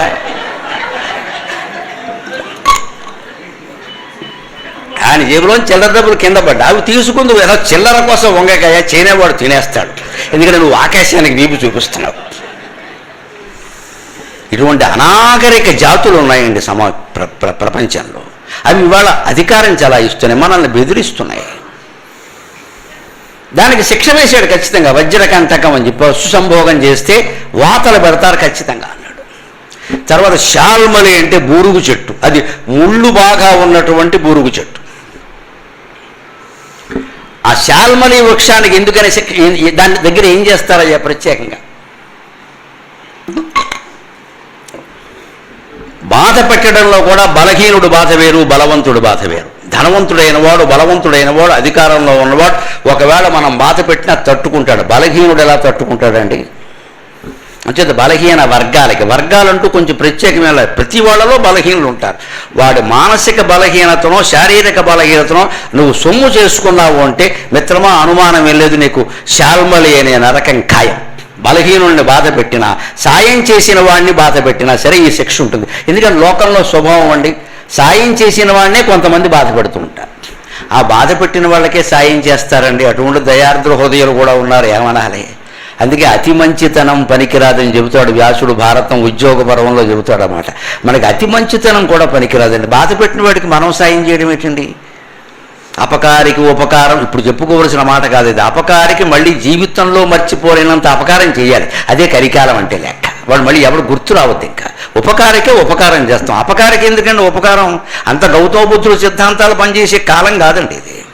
అపకారికి గోప వాచిపోవాలి, మళ్ళీ పైకి లేవద్దు. ఇంక వాడు మనకి చేసిన అపకారం మళ్ళీ జీవితంలో ఎవరికి చేయనంత దెబ్బ తగలాలి వాడికి. మనం చేయించాలి ఖచ్చితంగా దాన్ని, డబ్బు ఖర్చు పెట్టైనా సరే. అంతేగాని వదిలేస్తే నీ మంచితనం ఏదో నలుగురు అనుకోవచ్చు, లోకం పాడైపోయింది నీ వల్ల. అపకారికి ఉపకారం చేయడం ఏంటి? ఉపకారికి ఉపకారం చేయి, ఇంకా ఎక్కువ ఉపకారం చేయి కావాలంటే. అపకారికి అపకారమే జరగాలి ఖచ్చితంగా. నేరానికి తగిన శిక్ష ఉంటేనే లోకం బాగుంటుంది. అందుకని శాల్మలి బూరుగు చెట్టు కాబట్టి పైనుంచి కిందికి బూరుగు చెట్టు, ముళ్ళ బూరుగు చెట్టు నుంచి ఇలా పైకి కిందికి లాగడమే పని. 19వ నరకం విశేషణం. యజ్ఞాల్లో పశుహింసను ఏ శాస్త్రము సమర్థించలేదంటే తెలియకుండా మాట్లాడద్దు. గరుడ పురాణంలో యజ్ఞాల్లో పశుహింసను ఖండించాడు ఖచ్చితంగా. యజ్ఞాల్లో పశుహింస చేస్తే ఏ పశువుని వీడిక్కడ చంపాడో ఆ పశువు అక్కడ వాడిని చంపుతుందని చెప్పాడు. ఇప్పుడు చెప్పండి ఆర్య నాగరికత ఎటువంటిదో. యజ్ఞాల్లో పశుహింస చేయమని చెప్పలేదండి. మధ్యయుగాల్లో కొంతమంది అజ్ఞానంతో ఏమనుకున్నారు అంటే, మనం తినే బెల్లం మొక్క దేవుడికి పెడుతున్నాం కదా, మనం తినే మాంసం కూడా పెట్టచ్చని పెట్టేశారు అంతే. ఇక్కడ ఎలాగో దాన్ని చంపడం తప్పనప్పుడు అక్కడే చంపొచ్చు కదా అని చంపారు. యజ్ఞాల్లో పశుహింసని వేదం కానీ శాస్త్రం కానీ అంగీకరించలేదు. యజ్ఞాల్లో విశేషణం అంటారు ఈ నరకాన్ని. విశేషణం అంటే పశువును చంపడం. యజ్ఞంలోనైనా సరే వేరే ప్రయోజనం కోసమైనా సరే తప్పనిసరి అయితే తప్ప పశుహింస చెయ్యడానికి వీలు. తప్పనిసరి కూడా ఏమిటంటే కొన్ని వర్గాలు, కొందరు ప్రజలు మాంసాహారం తినకుండా ఉండలేరు. రెండోది శాకాహారంతో పాటు మాంసాహారం కూడా అంతో ఇంతో లేకపోతే కుదరదు. శాకాహారం రేట్లు పెరిగిపోతే మేము అన్యాయం అయిపోతాం. ఏదో పప్పు కూర తినేవాళ్ళం మేము ఏం కావాలి? కార్తీక మాసంలో శుభ్రంగా కూరగాయల రేట్లన్నీ పెరిగిపోతున్నాయి ఇక్కడ. అందుకని రెండు రకాలు ఎందుకు బ్యాలెన్స్ చేయడం కోసం. పైగా కొన్ని జంతువులు బాగా పెరిగిపోతాయండి విపరీతంగా. ఆ జంతువుల సంఖ్య తగ్గకపోతే మళ్ళీ సమాజానికే నష్టం అది.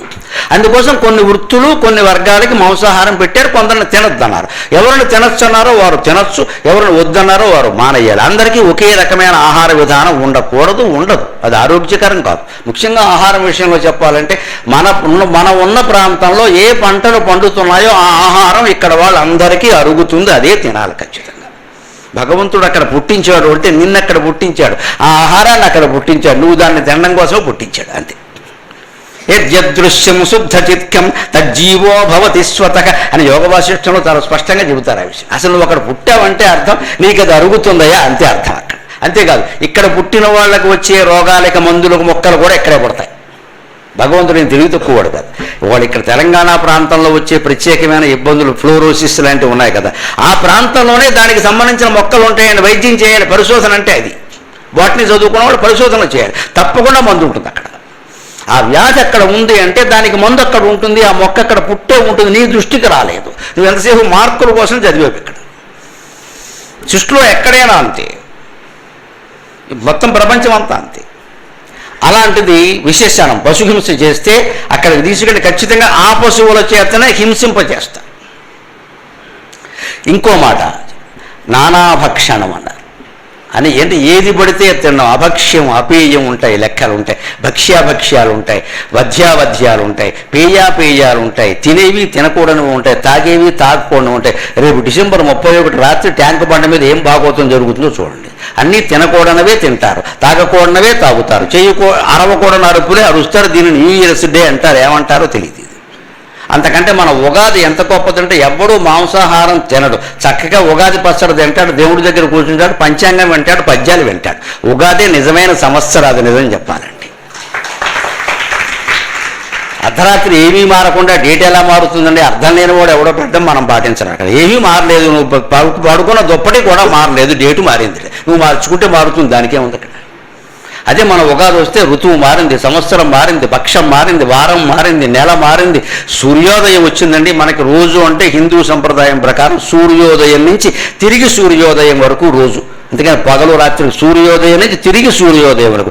మన రోజు 6 గంటల నుంచి మొదలవుతుంది, అర్ధరాత్రి మొదలవు. దిక్కుమాల లెక్కలు అంటారు వాటి. అందుకే కొన్ని బాగా ఖరీదైన హోటల్స్లో చూడండి, ఇదేం అన్యాయం అనుకున్న అర్ధరాత్రి 12కి డేట్ మారిందని 2 రోజులు రెంట్ వేసేస్తాడు వాడు. మరీ దారుణం, 2 రోజులు రెంట్.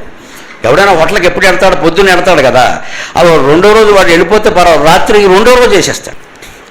మాకు పొద్దున్న హోటల్కి వెళ్ళామండి, ఎవరైనా రైలు దిగి పొద్దున్న వెళ్తాం కదా, మన్నాడు పొద్దున్న ఖాళీ చేయించండి, ఒకరోజే వెయ్యారు కదా, వెయ్యరండి. నేను చూశాను కొన్ని చోట్ల రాత్రికి రాత్రి మార్చేసినది. మాకు 12 మిడ్ నైట్ ఎవడు మారుతాడు అంటే అర్ధరాత్రి ఖాళీ చేసి పొమ్మంటావా? కేవలం వ్యాపారం ఇది. ఫారిన్లో అలా ఉంటుంది, ఫారిన్లో మాత్రం ఎందుకు ఉంటుంది? ఉంటే మాత్రం మీరు చేస్తారు. నేను చూశానమ్మా, విశాఖపట్నంలో ఒక హోటల్లో చూశాను నేను. కార్యకర్తలు భరించారు కాబట్టి సరిపోయింది, నేను ఎక్కడి నుంచి భరించానండి? వాళ్ళు భరించినందుకే బాధపడ్డాను. ఇదేమిటండి అంటే ఇక్కడ ఇంతేనండి, మీకు ఎందుకు ఆ విషయం, మీకెందుకు ఏమిటండి, ఇదేం అన్యాయం అడగద్దా అన్నాను నేను. వేస్తున్నారండి అలాగా. అర్ధరాత్రి డేటు మారిందిట, అందుకని కంప్యూటర్ ఆటోమేటిక్గా మార్చేది. కంప్యూటర్ మార్చుకో, అదేమిటది? కంప్యూటర్ నువ్వు పెట్టిన కంప్యూటర్ మార్చుకో. రేటు మారితే రేటు మారుతానంటే అర్ధరాత్రి ఎవడన్నా ఖాళీ చేస్తాడు హోటల్ని, పొద్దున ఖాళీ చేస్తాడు. కానీ ఈ వ్యాపారాలు ఎందుకు వచ్చినట్టు వీటికి అన్నిటికీ శిక్షలు ఉన్నాయి ఖచ్చితంగా. పిచ్చి వేషాలు లేదు ఇక్కడ, అనవసర వ్యాపారాలు చేయడానికి వీల్లేదు. అంచేత ఇవన్నీ జరిగే విలాసాలన్నీ మీరు తినకుండావి తింటారు, తాగకుండావి తాగుతారు. ఇవాళ అన్నం తినమంటే తన అడ్డమైన గడ్డి తింటున్నారు బయట. ఇవన్నీ రోగాలకి కారణం అవుతున్నాయి. దాంతోపాటు శిక్ష కూడా. భక్షణం చేస్తే అక్కడ క్రిమికీటకాలతో ఉండే కొండల్లో పారేసి నెల్లాళ్ల వరకు బయటికి తీయరు. 21వది చిట్ట చివరిది అయఃపానం. ఇది ఇవాళ సమాజంలో భయంకరంగా వ్యాపించిన వ్యసనానికి శిక్ష. మద్యపానం చేసిన వాడిని గరుడ పురాణం ప్రకారం నరకంలో పెట్టి ఇనుము కరిగించి గొంతు ఇలా లాగి పోస్తారు. బాగా ఎన్ని సీసాలు తాగాడో అన్ని సీసాలు పోస్తారు. ఇప్పుడు సమాజ హితానికి గరుడ పురాణం ఎంత ఉపయోగపడుతుందో చూడండి. జూదాన్ని ఖండించాడు, అక్రమ సంబంధాలు ఖండించాడు, మద్యపానాన్ని ఖండించాడు. అమ్మ, ఆడవాళ్ల మీద అత్యాచారాలు జరుగుతున్న వాటికి, ముఖ్యంగా బాలికల మీద జరుగుతున్న వాటికి మద్యపానమే కదండి ప్రధాన కారణం. ఎవడైనా ఎందుకు చేస్తాడని? చిన్నపిల్ల 8 ఏళ్ళు లేవు, ఏం అనుభవిస్తాడండి? నాకు అర్థం కాదు. పిచ్చెక్కింది వాడికి. ఎందుకు ఎక్కింది? సప్లై చేశారు కూర్చోబెట్టి ఇక్కడ, తక్కువ ధరలకి ఎక్కువ ధరలకేను వాడిని మాయ చేసేసారు. చేతిలోనేమో 10 రూపాయలు పెడుతున్నారు ఉచితంగా, సాయంత్రానికి 100 లాగేస్తున్నారు. పెత్వా ఏం మోసం, ఏం ఇది? దానికి గరుడ పురాణంలో చివరి నరకంలో 21వ నరకంలో వేసిన శిక్ష ఏమిటంటే, ఇనుము కరిగించి తాగిన వాడిని కింద దవడ ఒకడు లాగుతాడు రెబ్బన పెట్టి, ఇంకోటి పైదవాళ్ళు లాగుతాడు, మళ్ళీ ఇప్పుడు తప్పి అంటాడు. అప్పుడు అందులో ఎన్ని సీసాలు తాగాడో అన్ని సీసాలు పోతాడు, ఎక్కడెక్కడ తాగాడో అంతా. ఇప్పుడు తాగాలో అక్కర్లేదు ఆలోచించుకోండి. ఎవరైనా ఆ వ్యసనం ఉన్నవాళ్ళు ఈ మాటలు విని మానేస్తే ఆ పుణ్యం చాలు, నాకు వేరే పుణ్యం ఇవ్వక్క. భయంతో మానేసినా చాలు. సరే, ఇలా భయపెట్టి పంపడం మంచిది కాదు కాబట్టి 21 నరకాలు అయిపోయాయి కాబట్టి 22వ నరకం కూడా చెప్పేశాను, అది కూడా అయిపోయింది, అప్పగించేసానుగా మొత్తం. ఇక నేను గుర్తుపెట్టుకోకల్లా. ఇప్పుడు ఒక మాట చెప్పి నేను ఈ వేళకి సెలవు తీసుకుంటాను. ఈ మొత్తాన్ని తప్పించుకుందుకు, మనస్సును పవిత్రం చేసుకుందుకు ఒక్క ఉపాయం చెప్పాడండి. సుగమం భగవన్నామా జిహ్వాచ వశవర్తిని, సుగమం భగవన్నామ జిహ్వాచ వశవర్తిని, తదాపి నరకం యాంతి దిగ్ధిగస్తు నరాధమాక. సుగమం భగవన్నామ జిహ్వాచ వశవర్తిని, తదాపి నరకం యాంతి దిగ్ధిగస్తు నరాధమాక. ఈ 21 నరకాల శిక్షలు ఏవీ లేకుండా ఉండాలి అంటే మన మనస్సు పవిత్రంగా ఉండాలి, వ్యసనాల పాలు కాకుండా ఉండాలి, అన్యాయాలు చేయకుండా ఉండాలంటే సుగమం భగవన్నామ నమ శివాయ నమ శివాయ నమ శివాయ నమో నారాయణాయ నమో నారాయణాయ నమో నారాయణాయ శ్రీమాత్రే నమ శ్రీమాత్రే నమ శ్రీమాత్రే నమ. ఏదో ఒక నామాన్ని స్మరించలేరా? దానికి ఏమైనా డబ్బు ఖర్చు అవుతుందా? ఓపిక ఏమన్నా తగ్గిపోతుందా? జిహ్వాచ వశవర్తిని, పరికేదు నాలుకతో కదా, నాలుకని అధీనంలోనే ఉంది కదా, ఎవరూ ఏమీ లాగేయలేదు కదా, మరి ఎందుకు బద్దకిస్తున్నావు మిత్రమా అని హెచ్చరిస్తోంది గరుడ పురాణం. ఇన్ని భయంకర పాపాల నుంచి తప్పించుకోవచ్చండి కేవల భగవన్నామ స్మరణతో. శిక్షల నుంచి తప్పించుకుందాం అనుకోవద్దు, పాపం నుంచి తప్పించుకునే ప్రయత్నం చేయండి. ఇంకా చేయకుండా ఉండ. ఇంకోటి కూడా చెబుతున్నా, ఏమండి ఎప్పటి వరకు తాగేవండి, మరి దానికి ఆ శేషాలన్నీ పోసేయడం ఖాయమేనా? దానికి కూడా చెబుతా. నాకు సమాజం బాగుపడడం కావాలి, అంత భయపడక్కర్లేదు, అంత భయపడక్కల్లా. వ్యాసుడు భారతంలో వనపర్వంలో చెబుతాడు, ఏ పాపమైనా సరే పోవాలంటే నకురియాం పునరతి నకురియాం పునరతి, ఇది మళ్ళీ చెయ్యను, ఇది మళ్ళీ చెయ్యను అని మీ ఇంట్లో పూజా మందిరం దగ్గరే అమ్మవారి విగ్రహం, విష్ణుమూర్తి విగ్రహం ఏదున్నా ఆయన పాదాల మీద ప్రమాణం చేసి ఈ రోజు నుంచి ఆ వ్యసనం మానేయండి, పాత పాపాలు కూడా అనుభవించక్కర్లేదు. మొత్తం రమేశం మరి ఒక రాష్ట్ర ముఖ్యమంత్రికి విశేష అధికారాలు ఉన్నప్పుడు 14 లోకాలు పరిపాలించే శ్రీ మహావిష్ణువుకు ఉండదా? ఆయన మనం పాపాలన్నీ శ్రీరామ చుట్టేస్తాడు, అనుమానం ఎలా? ఎప్పుడు నకురియాం పునరితి, ఊరికే నామస్మరణ చేస్తే కుదరదు. చేశాను, తప్పు చేశాను, ఫలానా వాళ్ళ ఆస్తి కొట్టేశాను, ఫలానా వాళ్ళని ఏదో చేశాను, చంపలేదు కానీ చంపమని చెప్పాను, అది కూడా తప్పేగా, నన్ను క్షమించు, ఇంకెప్పుడు చేయను అని మన ఇంట్లో ఉండే పూజ దీనికోసం కాశీ కాకినాడ అక్కర్లేదు, ఖర్చులు దండగా, చిత్తశుద్ధి ప్రధానం. ఆ ఇంట్లో ఉండే పూజా విగ్రహం పాదాల మీదే చెయ్యి పెట్టి నమస్కారం చేసి తప్పు చేశాను, నేను ఇంక చేయను. నకురియాం పునరతి, వ్యాసుడు స్పష్టంగా చెబుతాడు ఆరణ్య పర్వంలో. నేను మళ్ళీ చేయనంటే మహాపాపాలు సైతం ప్రక్షాళన అయిపోయే అవకాశం ఉందండి. దయచేసి అలా చేసుకుందాం, జీవితాన్ని ప్రక్షాళన చేసుకుని హాయిగా ఉందాం. ఇక్కడ పాత వాటికి భయపడక్కలేదు, కొత్త వాటికి భయపడకాలి. మన రక్షించడానికి 3 నామాలు ఉన్నాయి, నమ శివాయ, నమో నారాయణాయ, శ్రీమాత్రే నమః. మూడింటిలో ఏది స్మరించినారో ఇది జిహ్వాచ వశవర్తిని, సుగమం భగవన్నామ. హాయిగా 4-5 అక్షరాల్లో భగవన్నామం ఉంది, నీ నాలుకని అధీనంలో ఉంది. తదాపి నరకం యాంతి దిగ్ధిగస్తు నరాధమాక. అయినా కూడా నరకానికి పోతున్నావంటే నీ కర్మ గురించి నేనేం చెప్పను రా అన్నాడు విష్ణు. సులభమైన ఉపాయం ఉండి కూడా చెప్పినా చెయ్యట్లేదు అంటే ఏం చెప్పాలి నీ గురించి? అందుకని మనం ఈ ప్రవచనం ద్వారా మళ్ళీ రేపు 6 గంటలకు మనం ఇక్కడ కలిసే వరకు చేయవలసిన ప్రతిజ్ఞ ఏమిటంటే, జరిగినవేవో జరిగాయి, అవి నేను చేసినవి కాదు, భగవంతుడు లీలగా జరిగాయి, ఇక మాత్రం చెయ్యను, పుణ్యమే చేస్తాను, పాపం చెయ్యను అని ఒక ప్రమాణం చేసుకుని ఉంటే చాలండి, అంతకంటే. తల్లి మనం ఎన్ని దోషాలు చేసినా క్షమిస్తుంది, తండ్రి కంటే ఎక్కువ. ఇక తండ్రైనా కోప్పడతాడు, నా పేరు చెడగొట్టామంటాడు, ఇంట్లోంచి బయటికి పొమ్మంటాడు, కానీ తల్లి అందం. తల్లికి తండ్రికి తేడా అదే. తల్లి ప్రేమకి సంకేతం, తండ్రి బాధ్యతకి సంకేతం. తల్లి నుంచి కూడా పిల్లలు ప్రేమించడం అనేదాన్ని నేర్చుకోవాలి, తండ్రి నుంచి బాధ్యతను నేర్చుకోవాలి. తల్లిదండ్రులు అలా ఉండాలి ప్రధానంగా. భగవంతుడు కూడా అలాంటి వాడే. పెద్దలు కొంతమంది చెబుతారు, భగవంతుడు అన్ని చోట్ల ప్రత్యక్షంగా ఉండలేక ప్రతి ఇంట్లో ఓ తల్లిని పెట్టాట, నా బదులు ఈవిని పెట్టాను చూసుకుంటారా. అంటే తల్లి బాధ్యత ఏమిటో మనకు బాగా తెలుస్తాం. భగవంతుడు కూడా అంతే.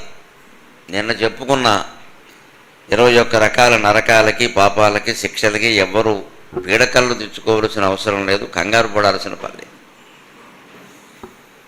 క్షమించడానికి భగవంతుడు సిద్ధంగా ఉన్నాడు, మహాపాపాలను కూడా. శిక్ష అనుభవించకుండా కూడా క్షమింపబడచ్చు, ఆ అవకాశం కూడా ఉంది వీళ్ళు చెప్పుకుంటారు. అది మన ఆరాధనా విధానంలో ఉంది. ఆరాధన అంటే కేవలం విగ్రహారాధన కాదు. విగ్రహారాధన కంటే గొప్పది విన్నదాన్ని ఆచరణలో పెట్టడం. అది ఉంటే మన ఇంట్లో మన పూజా మందిరంలోనే సమస్త పాపాలకి పరిహారం చేసుకోవచ్చు. తెలిసి చేసినవి, తెలియక చేసినవి. తెలిసి చేసినవి మనకి తెలుసు, తెలియక చేసినవి ఏదో అనుకోని దెబ్బోడు తగిలినప్పుడు ఏ జన్మలోనో చేసుంటామమ్మా అంటారు. సుకృతంలాగే దుష్కృతం కూడా ఏమో చేసామో లేదో మనం అనుకుంటున్నాం, అలాగే సరిపెట్టుకుని చేసామో లేదో. అది తెలుసున్నవాడు భగవంతుడు ఒక్కడే. సంతతి చేసిన దోషాలని తల్లి క్షమించి భూదేవిలాగా భరించినట్టే మనం చేసేటువంటి పాపాలను క్షమించి మళ్ళీ మళ్ళీ కరుణించడానికి మనకి భగవంతుడు సిద్ధంగానే ఉన్నాడు. అసలు భగవంతుడు అంటే అర్థమేది? భగవంతుడికి మన శాస్త్రం ప్రకారం గుణాలనేవి ఉండవు. ఆయన నిర్గుణుడు. నిర్లేప, నిర్గుణ, నిత్య, నిరాకార, నిరాకుల, నిష్కారణ, నిష్కళంక అంటే అర్థం అదే. నిర్గుణ. అమ్మవారికి గుణాలు లేవు. సత్వగుణం, రజోగుణం, తమోగుణం ఇవేవి ఉండవు. వాటన్నిటికీ అతీతమైంది ఆవిడ.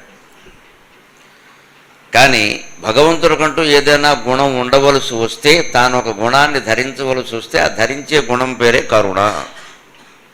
దయ అనేటువంటి గుణం ఒకటే ఉంటుంది. ఎందుకు ఆయన దయ చూపిస్తాడు? దానికి కూడా ఒక కారణం ఉండాలిగా. ఈ సృష్టి అంతా ఆయన చేసిందే. లోకవత్తు లీలా కైవల్యం ఉత్తరమీమాంసలో బ్రహ్మసూత్రంలో చాలా స్పష్టంగానే చెప్పారు. లోకవత్తు లీలా కైవల్యం. ఈ లోకాన్ని భగవంతుడు ఎందుకు సృష్టించాడు అంటే, రమణ మహర్షి కూడా చెప్పిన సమాధానం ఏంటంటే, చిన్నపిల్లాడు ఆట ఎందుకు ఆడుకుంటున్నాడు అన్నాడు. ఆనందం కోసం అన్నాడు. ఆయన అందుకోసమే అన్నాడు. అయితే ఆయన ఆనందం కోసం మనల్ని సృష్టించి ఇన్ని రకాల ఇబ్బందులకు గురి చేయాలా అంటే, ఆ ఇబ్బందులు గురవుతున్నది కూడా ఆయనేనయ్యా, నీకు అర్థం కావట్లేదు అన్నాడు. అది విషయం. అక్కడ ఉంటుంది అద్వైత జ్ఞానం అంతా, అక్కడ ఉంటుంది. ఎవడు జీవుడు అనుకుంటున్నామో ఆ జీవుడు కూడా దేవుడే. ఆ విషయం జీవుడికి అర్థం కావట్లేదు. అర్థమైన వాడు దేవుడు, అర్థం కానివాడు జీవుడు. ఇంతకుమించి ఏం లేదు తేడా జీవుడికి దేవుడికి తేడా. శంకరాచార్య వేదాంత రెండిమ స్తోత్రంలో చాలా స్పష్టంగా చెబుతారు ఉదాహరణతో సహా. సమిష్టి వ్యష్టి రూపౌద్వౌ పదార్థౌ సర్వసమ్మతౌ సమిష్టిరీశ్వరో వ్యష్టిర్జీవో వేదాంత డిండిమహ అంటారు.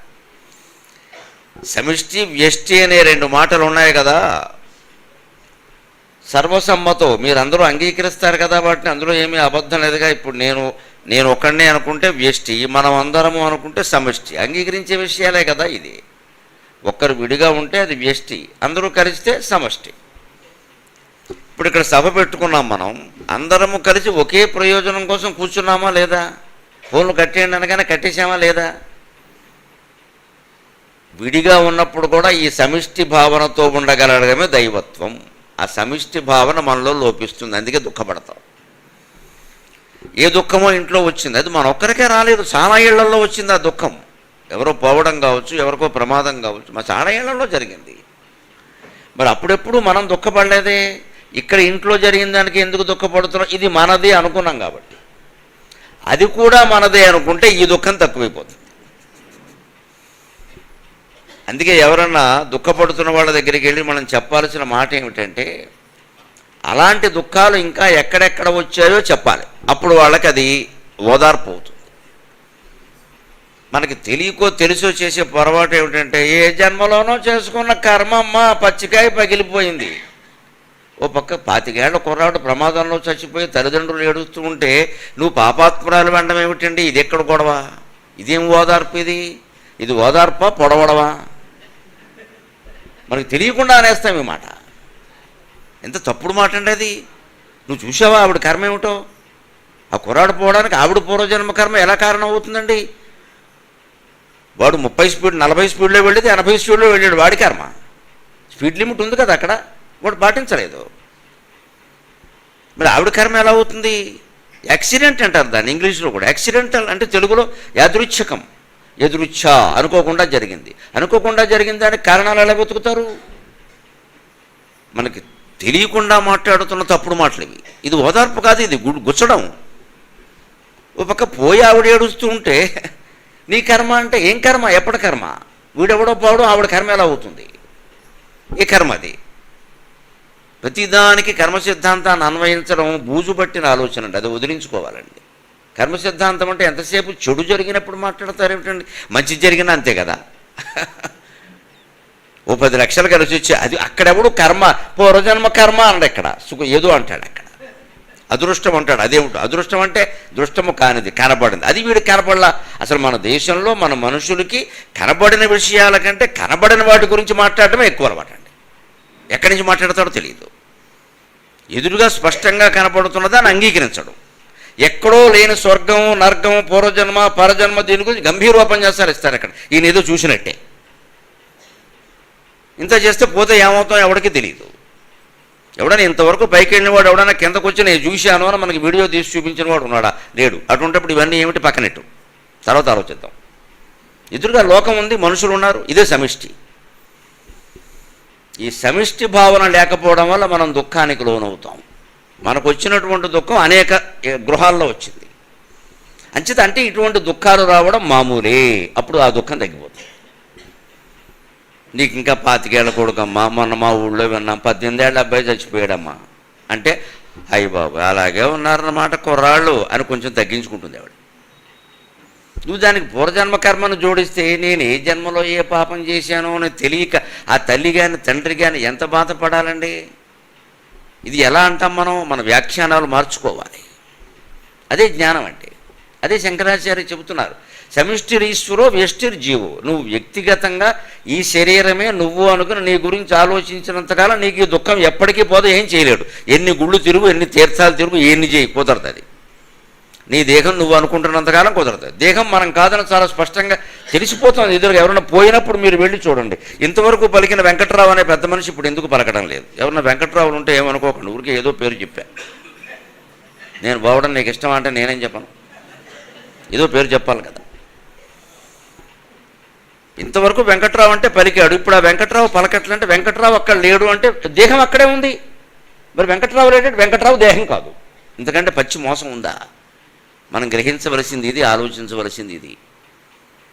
ఈ దేహం నేను కానప్పుడు మరి నేనెవరు? ఇది చాలా ముఖ్యమైన ప్రశ్న. 10వ తరగతి పరీక్షలు కాదు, ఐఐటి ప్రశ్నల కంటే చాలా ముఖ్యమైన ప్రశ్న. జీవితంలో అన్ని ప్రశ్నల కంటే చాలా ముఖ్యమైన ప్రశ్న నేనెవరు. ఆ ఒక్క ప్రశ్నకి సమాధానం దొరికితే ఇంక నువ్వు వెతకాల్సింది ఏం లేదు. ఇక్కడ ప్రవచనం వినవలసిన అవసరం కూడా లేదు. ఎవరికి దొరుకుతుంది? ఉపనిషత్తులో స్పష్టంగా చెప్పారు, నాయమాత్మా ప్రవచనేన లభ్యక నోదయా నో బహునా శృతేన యమైవేష వృణుతే తేన లభ్యక తస్యైషాత్మా వివృణుతే స్వాం శరీరం అన్నాడు. ఆ ఆత్మ నేనెవరు అనే ప్రశ్నకి సమాధానం ప్రవచనాల వల్ల దొరకదు. మాకే దొరకదు, మీకెక్కడ దొరుకుతుంది? మేము ఇంటికి వెళ్ళి ఏడిచేదంతా ఇదే. మేము ఇంటికి వెళ్ళి ఏడిచేదంతా అదే. కష్టం అది చెప్పడం తేలిక. ఇది చదివాము, కంఠస్థం చేస్తాం, చెబుతాం. అది వేరు. కంఠస్థం చేయడం వేరు, హృదయస్థం చేయడం వేరు విషయాన్ని. హృదయస్థం చేస్తే విచిత్రం ఏంటంటే మరి మాట్లాడలేడు. గోపల ఎక్కువైపోతూ ఉంటుంది, జ్వాల తట్టుకోలేడు. అసలు నేను తెలుసుకోకుండా వాళ్ళకి చెప్పడం ఏంటి పిచ్చి మాట. ఆ జ్వాల కలగాలి కనీసం. అంచేత ప్రవచనాల వల్ల దొరుకుతుంటే దొరకదు. కానీ ప్రవచనం ఎందుకంటే దొరికే మార్గం చూపిస్తుంది. నాకు దొరకకపోతే మీలో ఎవరికైనా దొరకచ్చు, అదృష్టవంతుడు, దానికేముంది. నాకు దొరకకపోతే మీకు దొరకకూడదనే ఉంది. మీరు ఎవరైనా ఇంతకంటే గొప్ప సాధన చేసి ఉండొచ్చు. లేదు తీవ్రమైన జ్వాల నాలో ఉన్న దానికంటే మీలో ఉండొచ్చు. అది నేను ఎందుకు కాస్త ఓ జ్యోతి ప్రజ్వలన చేసినట్టుగా చేయడం మానేయడం ఎందుకు మానేయాలి? అందుకని చెబుతాం. పిలుస్తున్నారు కాబట్టి, మనమేం కావాలని అడగలేదు కదా, వాళ్ళు పిలుస్తున్నారు కాబట్టి చెబుతాం. అంతేగాని అదే నేనే ఫోన్ చేసి ఏమంటే గిరిజా మనోహర్ గారు ఎప్పుడు పిలవలేదు నన్ను, ఏమైంది మీ దగ్గరికి వచ్చి చాలా కాలం ఏంటంటే దాన్నే పనికి మాలిన పని అంటే అప్పుడు ఆదరణ అన్నీ వేరుగా ఉంటాయి. ఆయన రమ్మన్నారు, బాగుండదని పిలిచామంటారు అంతే. వేదిక మీద ప్రకటిస్తారు స్పష్టంగా. ఈ కాంక్ష మనకుంది అంటే ప్రవచనాలు చెప్పే అర్హత మనకు లేదు. వారు పిలిస్తేనే మనకి ఏదో ఖాళీ లేక 2 నెలలో 3 నెలలో అడిగి ఒప్పుకుంటున్నామంటే మన లోపల ముందు వైరాగ్యం ఉంది. కార్యక్రమాలు ఒత్తిడి కాదు, వైరాగ్యం. అక్కర్లేదు చాలు. దేవేంద్రుడు పిలిచినా నేను 11వ కార్యక్రమానికి వెళ్ళను. నెలకి 10 ఖచ్చితంగా, 10 మించి ఉండవు, అనుమానం లేదు అందులో. దేవేంద్రుడు పిలవనే వెళ్ళను. ఇక మనకే ఉండాలి వైరాగ్యం. మిగిలిన వాళ్ళు చెప్పుకుని హాయిగా మనం బతకాలి, 10 మంది బతకాలి మనతో పాటు. అన్నిటికీ నేనేం తయారైతే అందరూ పిలుస్తారు. ఇప్పుడు ఇందాక ఎవరో 4ంటికి ఫోన్ చేసి ఎక్కడో పేరు చెప్పారు ఊరు. అక్కడ ప్రాథమిక స్థాయి పిల్లలు ఉన్నారు, 1 నుంచి 5 తరగతులు. వాళ్ళకి నా మెసేజ్ ఇవ్వాలి. నేను ఏం మెసేజ్ ఇవ్వను? నేను 1 నుంచి 5 తరగతులు వాళ్ళకి. నేనెందుకు దొరికానయ్యా నీకు? మీ నెంబర్ దొరికింది సార్. నాకు నెంబర్ దొరకని పొరపాటు. నేనేం చెప్పను 5వ తరగతి పిల్లలకి. దీనికోసం ఇప్పుడు ఆంధ్రాలో నెల్లూరు జిల్లాలో ఎక్కడో ఊరు చెప్పాడు. ఆ ఊరి పేరు ఇంతవరకు నేను వెళ్ళి అక్కడికి పోవాలి నేను ఇప్పుడు. ఎందుకంటే పిల్లలు 5వ తరగతి పిల్లలు కూడా చెడిపోతున్నారా? నమశివాయ. ఇప్పుడు అంతగా చెడిపోతే ఇప్పుడు నేను చేసేది ఏముంది అక్కడ? నేను అందుకని చాలా గట్టిగానే చెప్పాను మొహమాటలే. మీరు అలా అడగండి నన్ను. పేరెంట్స్ కూడా వస్తారు. పేరెంట్స్ కూడా లాభం లేదండి. మొత్తం మీ పాఠశాల కాకుండా ఒక 100 పాఠశాలల్లో ఉండే 1000 మంది ఉపాధ్యాయులను పిలవండి, నేను మాట్లాడతాను, మెసేజ్ ఇస్తానని చెప్పాను. అది ఉపయోగించు. అది ఎవడూ చేయడు. కీర్తి వారి పాఠశాలకు రావాలి, పక్కవాడికి రావద్దు. ఇది కారణం, చెడిపోవడానికి కారణం ఇది. ఈ మధ్యన ఒక కొత్త నినాదం ఆటోల మీద కనపడుతుంది. అందరూ బాగుండాలి, అందులో నేను ఉండాలి. ఇంత తప్పుడు మాట ఇంకోటి లేదు. అందులో నువ్వు ఉంటే అందరూ బాగుండరు, నువ్వు ఉండకపోతేనే బాగుంటారు. అదేమిటది? చాలా విశాలంగా అనిపిస్తుంది మనకు వింటుంటే. ఏముంది పాపం, అందరూ బాగుండాలన్నాడు, అందులో నేను ఉండమే ప్రమాదం. నేను కారణంగానే బోళ్ళు పోటీలు జరుగుతున్నా. అందరూ బాగుండాలి వరకే కోరుకోవాలి, అందరూ నువ్వు ఉండాలని కోరుకోకూడదు. నువ్వు ఉండకపోతేనే అది బాగుంటుంది. మన పలికే మాటల్లో ఎన్ని రకాల తప్పులు ఉన్నాయోనండి. అందులో నువ్వెందుకు ఉండడం పని లేక నిదారణ ఉండదా? అంటే అందరిలో కలిసిపోవడం, సముద్రంలో ఒక బిందువులా ఉండగలగడం మనకి ఇష్టం లేదు. మన పక్కన ఒక పిల్ల కాలువలా ఉండాలి. మళ్ళీ ఇక్కడ మురికంపు కొట్టుకుంటూ నేను అని ఒకటి ఉండాలి. ఇక్కడ అంత సముద్రం ఎదురుగా కనపడుతున్నా సరే ఆ సముద్రాన్ని ఇక్కడ ప్రవహించేలా చేసింది నేనే అని ఒకటి ఉండాలి ఇక్కడ. నిన్న ఉదాహరణ చెప్పానే, ఈ వంతెన కట్టింది మీ నాన్నగారు మా తాతగారు కలిపి. అలాంటిదే ఇది. ఆ నేను అనేది పోనంత వరకు ఎవరికి ఏమీ కలిసి వచ్చేది లేదు. నా బోధయా నో బహునాశ్రుతేనా, ఎంత చదివినా బోధది బోధయా, ఎంత అవగాహన చేసుకున్నా. నా బహునాశ్రుతేన, ఎన్ని చదివినా పోదు, ఎన్ని విన్నా పోదు. మరి ఎలా పోతుందంటే యమేవే శవృణతే నలభ్య తస్యై ఆత్మ వివృణతే స్వాం శరీరం అన్నాడు. నాకు కావాలని ఎవడు తప్పించిపోతాడో వాడికి ఆత్మ దొరుకుతుంది. ఆ తపన కావాలి అన్నారు. ఇంకేం అక్కల, నాకు ఈ సంసారం వద్దు, సామ్రాజ్యం వద్దు, ఏం వద్దు, నాకు అదే కావాలి అని 12 ఏళ్ల బాలుడు ఎక్కడో అరుణాచలం పక్కన ఉండే చిన్న గ్రామం నుంచి బయలుదేరి అరుణాచలం పారిపోయినట్టుగా పారిపోవాలి. లేదు వివేకానందుడు సంపంగి చెట్ల నుంచి కిందకి దూకి నానాగోళ చేసి పెద్ద మనిషి 12 ఏళ్ల వయసులో రామకృష్ణ పరమహంస కనపడగానే నాకు ఇంకేం వద్దు, నువ్వే కావాలి అన్నట్టు ఉండాలి అక్కడ. ఆ స్ఫురణ ఎప్పుడు దొరుకుతుందో అప్పుడు దొరుకుతాడు. అంత తీవ్రత ఏర్పడడానికి మళ్ళీ బోధలు, చదువులు, ప్రవచనాలు ఉపయోగపడతాయి. అంతవరకు పనిచేస్తాయి. అంతేగాని ఎవ్వరూ మీకు కానీ నాకు కానీ ఇదిగో దేవుడు అని ఎవరు చూపించలేదు. ఎందుకంటే అది నువ్వే. నీకు వేరే వస్తువు నేను చూపించగలను మిత్రమా. నిన్ను నీకు నేను ఎలా చూపించను? అది సాధ్యం కాదు. అది ఎవరికి వారే తెలుసుకో. అందుకని ఎప్పుడూ మన సంస్కృతిలో పశ్చాత్తాపానికి అవకాశం ఉంటుంది. ఈ పాపకర్మల గురించి కాదు, పుణ్యకర్మల గురించి కూడా అంత తాపత్రయపడిపోక్కల్లా.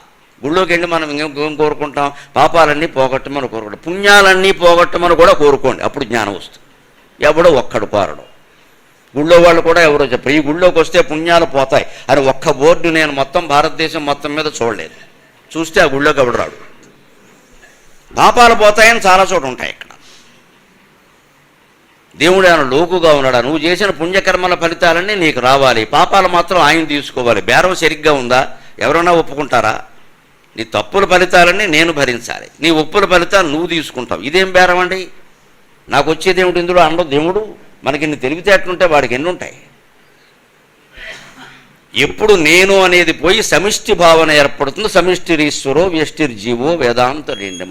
ఇదంతా ఒక్కటే అన్నప్పుడు సముద్రంలో మనం నీటి బిందువు. మళ్ళీ కాకిరెట్ట అన్నద్దు. కాకిరెట్ట ప్రత్యేకంగా ఉంటుంది సముద్రంలో, దాని ఉనికి ప్రత్యేకం. సముద్రంలో నీటి బిందువు కలిసిపోయింది. నీళ్ళలో నీళ్లు, పాలలో పాలు, తేనెలో తేనె. అలాగే సమాజంలో మనం. అప్పుడు పార్టీలు, పదవులు, కొట్లాటలు ఏమి ఉండవండి. మొత్తానికి మూల కారణం ఇదే. రాజకీయానికి వేరే కారణం, ఇంట్లో సంసారంలో తగాదాలకు వేరే కారణం ఉందా? మరి రెండింటికి ఒకటే కారణం. ఇష్టానికి ధర్మానికి మధ్యలో జరిగే ఘర్షణే సమస్య. ఎప్పుడూ ఒకటే కారణం. మన ఇంట్లో చిన్న తగాదా వచ్చినా రాజకీయంలో పెద్ద అసెంబ్లీలో తగాదా వచ్చిన ఒక్కటే కారణం, ఇష్టానికి ధర్మానికి మధ్యలో జరిగే ఘర్షణే కారణం. మన ఇంట్లో కూడా భార్యతో వచ్చినా, భర్తతో వచ్చినా, పిల్లలతో తగాదా వచ్చినా, ఇంట్లో తగాదా వచ్చినా ఒకటే. ఇందులో ఒకరెవరో ఇష్టానికి ప్రాధాన్యం ఇస్తారు, ధర్మానికి మానేసి నా ఇష్టం అంటారు. వెంటనే అక్కడ ధర్మం చెప్పేవాడు ఉంటాడు, తండ్రో తల్లో. నీ ఇష్టం అంటే ఎలా కుదురుతుందిరా, మనకంత డబ్బు లేదమ్మా, ఖర్చు కుదరదమ్మా, లేకపోతే తప్పమ్మా. తప్పు అంటే ఎలాగా డాడీ అంటాడు వీడవడం. పైగా ఏమంటాడు, సమర్థించుకుందుకు ఊళ్ళో అందరూ చేస్తున్నారంటాడు. 100 మంది చేసినా తప్పేనండి, ఎవరూ చేయకపోయినా ఒప్పే. జనసంఖ్యను బట్టి నిర్ణయిస్తారా తప్పుల్ని? 1 కోటి మంది చేసినా తప్పే, ఒక్కడే చేసినా ఒప్పే. అంటే మనం మన జీవితాలను నిర్ణయించుకోవాలి. ఇష్టానికి ధర్మానికి మధ్యలో ఘర్షణ వచ్చినప్పుడు ఎప్పుడు ఒకటే పరిష్కారం, పాపం చేసే పనే లేదు అక్కడ. మనం ధర్మానికి ఓటేస్తే మనం పుణ్యాత్మలమే, మనం ఇష్టానికి ఓటేస్తే పాపాత్మలమే. ఎందుకంటే నీ ఇష్టం నీ చేతిలో ఉంది, ఎప్పుడైనా మార్చుకోవచ్చు. ధర్మాన్ని నువ్వెలా మారుస్తావు మిత్రమా? సమాజం అంతా ఉందా ధర్మం? మొత్తం సమాజంలో అందరినీ మారుస్తావా? మహాకవి జాషువా అంటాడు, లోకము మోయగ మూకుడుండునే అంటాడు. లోకాన్ని మొత్తం మూకుడెట్టు మూసేస్తావా? సాధ్యమా అది? లోకాన్ని మొత్తం మూగుడెట్టు మూసేస్తావా? నీ నోరు మూసుకో అవసరమైతే, వాళ్ళందరూ నువ్వెలా మూస్తావు? ఈ ఆలోచన కోసమే గరుడ పురాణ ప్రవచనం. ఇవాళ దీన్ని మనం నిన్న విష్ణుమూర్తి ప్రార్థనతో ప్రారంభించాం కాబట్టి ఇవాళ గరుత్మంతుని ప్రార్థనతో ప్రారంభిద్దాం. గరుత్మంతుని యొక్క ప్రార్థనను నన్నయ్య గారు చేశాడు, అమృతాహరణ ఘట్టంలో చేశారు. సరే, అవి ప్రసిద్ధమైనవే. నాకు ఇంకో చిత్రమైన ప్రార్థన కనపడింది ఈ పురాణానికి తగిలింది. ఎందుకంటే పురాణం అంతా పాపాలు శిక్షలే కదా. పాపాలు పోగొట్టే శక్తి గరుత్మంతునికి ఉందిట. గరుత్మంతుని రెక్కల చప్పుడు గుందుట. రాబందుల రెక్కల చప్పుడు అని మహాకవి శ్రీశ్రీ అంటాడే, అలాగే గరుత్మంతుని రెక్కల చప్పుడుకి మన పాపాలు పోగొట్టగలిగే శక్తి ఉందిట. ఆ మాట ఎవరు చెబుతారు అంటే, శశాంక విజయం అని ఒక కావ్యం ఉంది, తారా శశాంక విజయం, శేషం వెంకటపతి అని రాస్తాడు ఆయన. అందులో ఒక సందర్భంలో గరుత్మంతుని స్తుతిస్తూ ఓ పద్యం చెబుతాడు. చలిత స్వర్ణ తుషారరోప్య నగముల్, చలిత స్వర్ణ తుషారరోప్య నగముల్, సంక్షోభితాంబోధముల్, సంక్షోభితాంబోధముల్, ఫలదాశాని కురుంబముల్, పరిలుటద్ బ్రహ్మాండముల్, ఫలదాశాని కురుంబముల్, పరిలుటద్ బ్రహ్మాండముల్, సైకత స్థలిత అంభోనిధి గర్తముల్, సైకత స్థలిత అంభోనిధి గర్తముల్, ఘమ ఘమ త్రయ్యంత గ్రంథములౌ, ఘమ ఘమ త్రయ్యంత గ్రంథములౌ, పులుగున్రాయని రెక్క మొక్క గములు, పులుగున్రాయని రెక్క మొక్క నికురంబుల్, పాపు పాపౌఘముల్, పులుగున్రాయని రెక్క మొక్కని కురంబుల్, పాపు పాపౌఘముల్. గరుత్మంతుని యొక్క రెక్కలని వర్ణిస్తున్నాడు ఇక్కడ. గరుత్మంతునికి విష్ణుమూర్తికి వాహనమయ్యేంత యోగం ఎందుకు పట్టిందండి? మనం ఒక చిన్న లారీ మీదో, ట్రక్కు మీదో, వ్యాన్ మీదో, లేకపోతే మన బండి మీదో ఓ దేవుడి విగ్రహాన్ని ఊరేగింపుగా తీసుకెళ్లే అవకాశం వస్తేనే నా పుణ్యం పుచ్చింది అంటాం కదా. శాశ్వతంగా విష్ణుమూర్తికి వాహకంగా ఉన్నాడే గరుత్మంతుడు, శాశ్వతంగా శివుడికి వాహనంగా ఉన్నాడే నందీశ్వరుడు, శాశ్వతంగా అమ్మవారికి వాహనంగా ఉందే సింహం, శాశ్వతంగా వినాయకుడికి వాహనంగా ఉందే ఎలక. అవంత పుణ్యం చేసుకున్నాయి. అవి పుణ్యాలు చేయలేదు, త్యాగం చేసే. త్యాగం పుణ్యం కంటే గొప్పది. మనం ఎంతసేపు పుణ్యం అని బట్టుకు ఎడుతున్నాం ఇక్కడ. పుణ్యం వేరు, త్యాగం వేరు. మనం పుణ్యం అంటే మన దృష్టిలో ఏమిటంటే ఏదో పుణ్యక్షేత్రానికి వెళ్ళడం, దర్శనం చేసుకోవడం, అక్కడ స్నానం చేయడం, దీనివల్ల దీనికే మనం ఆశపడతాం. ఇక్కడ 1 కోటి పుణ్యక్షేత్రాలు తిరిగినా రానటువంటి పుణ్యం ఒక అనాథ ప్రేతాన్ని దహనం చేస్తే వస్తుంది. అది వేళ ప్రధానాంశం విషయం. అనాథ ప్రేత సంస్కారాత్ 1 కోటి యజ్ఞ ఫలం లభేత్ అంటారు గరుడ పురాణంలో ఉన్నమాట. ఒక అనాథ ప్రేతం, ఎవ్వరూ పట్టించుకోనటువంటి శవాన్ని, కులమత భేదం, స్త్రీ పురుష భేదం ఏమీ లేకుండా అదేమిటి అలా వీధిలో వదిలేశారు? ఏమో వాళ్ళంతా ఆ గొడవ నాకెందుకు, బంధువులో మిత్రుడు, నేనున్నాను కదా, నేను మనిషినే కదా, నాలాంటి మనిషే కదా, రేపు నాకు ఈ గతే పట్టచ్చు అని తను నలుగురిని పోగేసి చందా వేసుకుని అనాథ ప్రేతాన్ని తీసుకెళ్ళి ఎక్కడో అక్కడ ప్రజలకు ఆరోగ్యపరమైన ఇబ్బంది లేకుండా దహన కార్యక్రమం నిర్వర్తిస్తే కైలాసంలోకి మొట్టమొదటి ప్రవేశం వాడికే ఉంటుంది. శివుడు స్వయంగా స్వాగతం చెబుతాడు. అది మన పురాణాల విశిష్టత. పుణ్యానికి ప్రాధాన్యం ఇవ్వలేదు, జ్ఞాన త్యాగానికి ప్రాధాన్యం ఇచ్చారు. మనం ఇవాళ ఎంత దారుణమైన స్థితిలో ఉన్నామంటే అనాథలు, ప్రేతాలు, సంస్కారాలు పక్కనట్టండి. అసలు ఎవరింట్లోనైనా ఎవరైనా పోయారు అంటే వాళ్ళ ఇంటికి వెళ్ళడానికే మనం భయపడిపోతున్నాం. వెళ్ళకూడదు, మంగళవారం, శుక్రవారం పొద్దుపోయింది, ఎన్ని వంకలు ఎగ్గొట్టేయడానికి. అదే వాళ్ళ ఇంట్లో పార్టీ ఉందనుకోండి, మనకు శుభలేఖ పంపకపోయినా వెళ్ళిపోతాం. ఎందుకంటే పెద్ద హోటల్లో అశోక హోటల్లో పెట్టారు, చాలా బాగుంటుంది. మనకు పిలవకపోవడం ఏంటి? మా వెలువిడిచిన మేనమావ, తోడుళ్ళు, తమ్ముడు, కొడుకు, లెక్కల ట్యూషన్ చెప్పిన మాస్టర్కి సాక్షాత్తు బావమరిదే, ఎంత దగ్గర చుట్టరకమో, వెళ్ళిపోతాం అక్కడికి. వాళ్ళు నిన్ను పిలవలేదు, సిగ్గులేదు వెళ్ళడానికి. ఎందుకంటే వాళ్ళు డబ్బున్నవాళ్ళు, వాళ్ళు నాయకులు, వాళ్ళు పుణ్యాత్ములు కాదు, నాయకులు, డబ్బున్నవాళ్ళు, వెళ్ళిపోతాం. ఈ పోయిన వాళ్ళు ఉన్నారే, వాళ్ళు మనకు దగ్గర బంధువులైనా సరే ఎవరి దగ్గర డబ్బు లేదు, వాళ్ళకి ఏం పదవులు లేవు, వెళ్ళాం. పైగా వాళ్ళ ఇంట్లో ఏమిటో మొదటి నుంచి అన్నీ అంతే. ఇది ఒక దురదృష్టం. ఇక్కడ ఈ వ్యాఖ్యానాలే మారుకోవాలి. భగవంతుడికి వాహనాలుగా మారిన వారు ఎవరైనా, మీరు తిరుపతి బ్రహ్మోత్సవాలు జరిగినప్పుడు వాహనాల వైభవం ఉంటుంది కదా, ఒక్కో రోజు ఒక్కో వాహనం మీద ఊరేగుతారు. ఆ వాహనాల చరిత్ర వినండి, పెద్దల ప్రవచనకర్తలు ఆ వాహనాల చరిత్ర చెబుతారు. గరుత్మంతుడికి అంత వైభవం ఎందుకు వచ్చింది? ఆయన ప్రపంచంలో అన్నిటికంటే తల్లి దాస్యాన్ని విముక్తులను చేయడానికే ప్రాధాన్యం ఇచ్చాడు. అందుకోసం అమృతాన్ని తీసుకొచ్చాడు. ఆ అమృతం మళ్ళీ దేవేంద్రుడు ఏం చెప్పాడు, నువ్వు పట్టుకెడితే మాకు ఇబ్బంది లేదయ్యా, అది నాగులకు ఇస్తున్నావు, పాములకి, అవి విషపురుగులు, మామూలుగానే అవి ప్రజల్ని హింసిస్తాయి, చంపేస్తాయి. నువ్వు అమృతం కూడా ఇస్తే వాటికి చావు ఉండదు, అప్పుడు ఇంకా హింసిస్తాయి. ఎందుకంటే పాము ఏ అమృతము తాక్కుండానే మామూలుగానే 400 ఏళ్ళు బతుకుతుంది. పాముని ఎవ్వరూ చంపకుండా ఉంటే 400 years దాని ఆయుర్దాయం. మనకు కనపడితే ఏదో సన్న పాము అనుకుంటే కుదరదు. అబ్బాయి దానికి ఏమి ఆరోగ్యశ్రీ పథకం కూడా అక్కర్లేదు, హాయిగా ఉంటుంది. 5 లక్షలు 10 లక్షలు చేయాల్సిన పని కూడా ఏం లేదు, దానికి అవసరం లేదు అసలు. అది ఆసుపత్రికి వస్తే మిగిలిన వాళ్ళ ఆరోగ్యాలు దెబ్బతింటాయి. 400 ఏళ్ళు బతుకుతుంది. కాకండి తుఫాన్ రాకపోతే 100 ఏళ్ళు బతుకుతుంది. కాకిని చిరంజీవి అంటారు, సంస్కృతంలో మాట అది. చిరంజీవి అంటే కాకి, అమరకోశంలో ఉంటుంది. తుఫాన్ వస్తే కాకి బాణం వేస్తే చచ్చిపోతుంది. కాకుల కోసం బాణం వేసేవాళ్ళు ఇంకా పుట్టలేదు, కాకి మాంసం తినేవాళ్ళు లేరుగా. అందుకే కాకి అలా సావదు. హింసలో ఎప్పుడు కాకి సావదు, సాధారణంగా బతుకుతుంది. కాకి మరణం ఏదో ఒకటి ఉండాలిగా, తప్పదు. హిరణ్యకశిపుడు కూడా మరణం ఉంది, రావణాసురుడికి ఉంది, కాకి లేకపోతే ఎలా? కాకి దేవుడు ఏం మరణం పెట్టండి, తుఫాన్ వస్తే కొన్ని 100 కాకులు చచ్చిపోతాయి. ఆ గాలి కూడా పడదు వాటికి. మామూలుగా గాలి వీచినంతకాలం 100 ఏళ్ళు బతుకుతాయి. ఒక కాకి ఏ తుఫాను రాకపోతే 100 ఏళ్ళు బతుకుతుంది. పామును ఎవరు ప్రత్యేకించి చంపకపోతే 400 ఏళ్ళు బతుకుతుంది. ఎటువంటి ఆహారము లేకుండా కేవలం గాలినే ఆహారంగా తీసుకుంటూ పాము వారం రోజులు ఉండగలదు. మానవ జన్మ ఒక్కటే గొప్పదంటే ఎలాగా? చాలా ఉన్నాయి గొప్పవి. మనం పొద్దున్న 8:30 దాటిందంటే టిఫిన్కి ఆగలేం. ఇంత చేసి మనం తినేది ఎంత అంటే, ఒక ఇడ్లీ తక్కువ, 2 ఇడ్లీ ఎక్కువ. వీడికి ఎంత పెట్టాలో తెలియదు. దీంట్లోకి మళ్ళీ 3 చట్నీలు, 2 సాంబార్లు, ఇంత చేసి ఏంటిది 2 ఇడ్లీ. ఇదో తద్దినం, అది అధిక మాసం తద్దినం. ఇప్పుడు తినేది 2 ఇడ్లీ, 3 చట్నీలు కావాలి, సాంబార్. ఇన్ని ఎందుకు? ఓ చట్నీ సరిపోదా? అబ్బే ఓ చేసేయి. అందుకే ఈ మధ్య పాపం అందరూ చేసేవాడు కూడా కొత్త టెక్నిక్స్ నేర్చుకున్నారు. ఓ చట్నీ చేస్తారు, ఫ్రిడ్జ్లో బారేస్తారు, వారం రోజులు అదే పెడతారు, గొడవ వదిలిపోయారు. నువ్వు దీని ఏమి తింటావు అంటే శతకోటి దరిద్రాలకు అనంతకోటి ఉపాయాలు.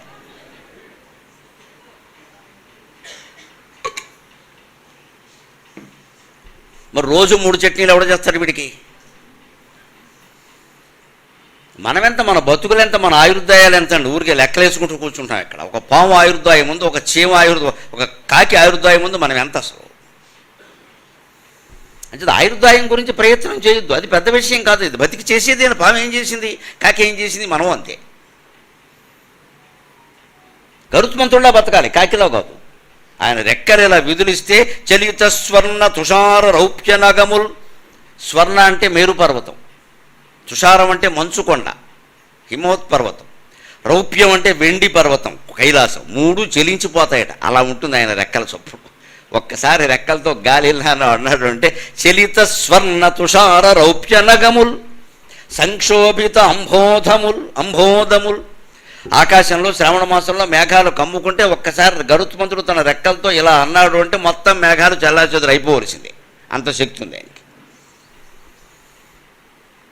ఫలద ఆశాని కురుంబముల్. ఆయన ఆకాశంలో అమృతాహరణం కోసం ప్రయాణం చేస్తూ రెక్కలు ఎలా అల్లార్చుతూ ఉంటే ఆశా నికురుంబములు, ఆశలైనటువంటి చెట్లు ఫలించినట్టుగా అయిందట. మన ఆశలను కూడా ఆయన ఫలింపజేస్తాడు. అందుకే ఫలద ఆశా నికురుంబములు అన్నాడు. ఆశ అంటే 2 అర్థాలు ఉంది. ఒకటి దిక్కు, 2 మన ఆశ, మన కోరిక. మన కోరికలను తీర్చే శక్తి, పాపాలను పోగొట్టే శక్తి కూడా గరుత్మంతునికి ఉంది. ఎందుకని ఆయన నిరంతరం దేవుణ్ణి చూస్తున్నాడు. మన గుళ్ళో గరుత్మంతుడు ఎలా ఉంటాడో చూడండి, ఇదే భంగిమలో ఉంటాడు. శిలా విగ్రహం అనొద్దమ్మా, మనం కూడా అలాగే ఉండాలి. శిలా విగ్రహం కాబట్టి ఉంటున్నాడు, ఆయన కాబట్టి ఉంటున్నాడు, మనం కాదు. మన మానవులం పావు గంట ఉండండి చాలు, ఈలోపు గోకేయవలసింది తప్పదు. మనం గోకపోయినా ఫోన్ గోకేస్తుంది పక్కన. కాలు లేకపోయినా బతకగలం, కానీ కాలు రాకపోతే బతకలేం. మనం కాలు లేకపోతే బతకచ్చు, కాలు రాకపోతే బతకదు. ఎప్పుడు కాలు చేయకపోతే నాకెప్పుడు ఫోన్ చేస్తాడు, ఏం నీకు నష్టం ఏంటి? ఇప్పుడు ఎవరు ఫోన్ చేయకపోతే అదృష్టం కదా. మనం మనకు తేట లోపల మాట్లాడాలి ఏదో ఒకటి. వాడు చేయకపోతే మనమే చేసేస్తాం. అంచేత కాలు లేకపోయినా బతకచ్చు, కానీ కాలు రాకపోతే బతకలేం. మనం అరగంట సేపు కాల్స్ రాలేదనుకోండి, మాటిమాటికి ఇలా చూసేసి దాంట్లో ఏదో కెలికేసి, ఇది ఒక దుర్వ్యసనం అయిపోయింది బాగా. దానికి పరిష్కారం ఏంటంటే మౌనం అలవాటు చేసుకోవాలి. కావాలనే ఫోన్ కట్టేయాలి, అవసరమైతే తప్ప ఆన్ చేయొద్దు దాన్ని. ఒక ఇల్లాలు వంట చేస్తుంది, ఫోన్ పని ఏంటి? వంట అయిపోయే వరకు ఫోన్ కట్టేయాలి. 23 గంటలు కట్టేస్తున్నాను నేను ఫోను, భగవత్ సాక్షిగా చెబుతున్నాను. 4 to 5 తప్ప ఫోన్ పని చేయదు. దేవేంద్రుడు చేయని మాని నాకు అనవసరం, నాకు అక్కర్లేదు. కార్యక్రమాలు కావాల్సిన వాళ్ళు పెట్టించుకుంటారు, వాళ్ళ అవసరం వాళ్ళు చేసుకుంటారు, మానేస్తారు. ఇదే వైరాగ్యం. ఉండొచ్చు, ఏం పర్వాలేదు. నాకు ఏ లోటు లేదండి. చూడండి, హాయిగా కంకణాలు ఉన్నాయి, ఇంకా గండపెండేరం కూడా ఉంది, వేసుకురాలేదు నేను. ఉన్నాయి, చాలా ఉన్నాయి. మనకి ఏ లోటు లేదు, డబ్బుకు లోటు లేదు, బంగారానికి లోటు లేదు. పిల్లలు ఉద్యోగాల్లో స్థిరపడ్డారు సుఖంగా. ఇటీవల చిన్న అబ్బాయికి సెంట్రల్ యూనివర్సిటీలో ప్రొఫెసర్ ఉద్యోగం వచ్చింది. నాకు అన్ని బాధ్యతలు తీరిపోయినా పిల్లలు స్థిరపడిపోయారు. సగర్వంగా చెబుతున్నానమ్మా ఒక్క మాట, ఈ స్థితిగా నా కుటుంబాన్ని కాపాడుతున్నది 5 అక్షరాలు: నమ శివాయ, నమ శివాయ, నమ శివాయ. ఇంకో మాట నాకు తెలియదు. ఇప్పుడు నన్ను పిలిచే వరకు అక్కడ కూర్చొని నేను ఆ జపమే చేసుకున్నాను. ఇప్పుడు అయిపోతే మళ్ళీ అదే జపం చేస్తాను. నేను ఎవరి కోసం ఏ ప్రయత్నాలు చేయలే, 2 మాటలు చెప్పడం తప్ప, దానికోసం తయారవ్వడం తప్ప. కుటుంబాన్ని సైతం అమ్మవారు చూసుకుంటుంది. నా గురించి మాట్లాడుతున్నావు కదరా, నీ కుటుంబం నేను చూసుకుంటాను. మరి చూసుకోకపోతే ఆవిడకేం పని? మనకు బోల్డ్ పనులు ఉన్నాయి, దేవుడికి వేరే పని లేదు, మనం కాపాడడం తప్ప. 2 పనే ఉంది. చెప్పాడు బాగా ఆయన, యోగక్షేమం హామ్యహం అని. చూసుకు తీరవరు, ఆ నమ్మకం ఉండాలి మనకి. ఆ నిరంతరం జపంలోనే ఉంటాయి. ఫోన్ దేనికంటే పని లేక, అవసరమైనప్పుడు మనం చేయడానికి ఆన్ చేస్తాం. లేదు ఎవరి కోసం పొద్దున్న మనకు ఖాళీగా ఉన్నప్పుడు ఆన్ చేసి పెట్టుకుంటే ఎవరైనా చేస్తే మాట్లాడతారు. వంట పని ఉన్నా మానరు, పుస్తకం చదువుకుంటున్నా మానరు. ప్రతిసారి 24 గంటలు ఫోన్ ఆన్ చేయాలా? పక్కలో పెట్టు పడుకుంటున్నారు. ఇదేమి దరిద్రం. దాంట్లో లైట్ వెలుగుతూ ఉంటుంది, తల దగ్గర దీపం ఉందంటే అర్థం ఏంటండి? ఎవరికి ఉంటుంది తల దగ్గర దీపం? బతుకున్న వాళ్ళు ఎలా పెట్టుకుంటారండి? తీసిపారేయద్దు. దూరంగా పెడితే ఏమైంది? ఒకడు మోగైతే దూరంగా పెట్టండి, మోగితే పెడతాం, లేకపోతే లేదు. 1 గంటకి ఎవరన్నా ఫోన్ చేస్తారేమో వినప్పుడు. ఎవడమ్మా ఫోన్ చేసేది? యమధర్మరాజు. 1 గంటకి ఎవడు చేస్తాడు? వాడు ఫోన్ చేయడే, వాడు వచ్చేస్తాడు వెంటనే. ఫోన్ చేయడు యమధర్మరాజు, వెంటనే వచ్చి లాక్కెళ్ళిపోతాడు. నీ అనుమతి అవసరం లేదు. ఇక్కడ అజ్ఞానం మొత్తం జీవితాన్ని చెడగొట్టేసింది ఈ ఫోను. పైగా పిల్లల్ని చెడగొడుతోంది, 10 ఏళ్ల వాళ్ళని, 5 ఏళ్ల వాళ్ళని కూడాను.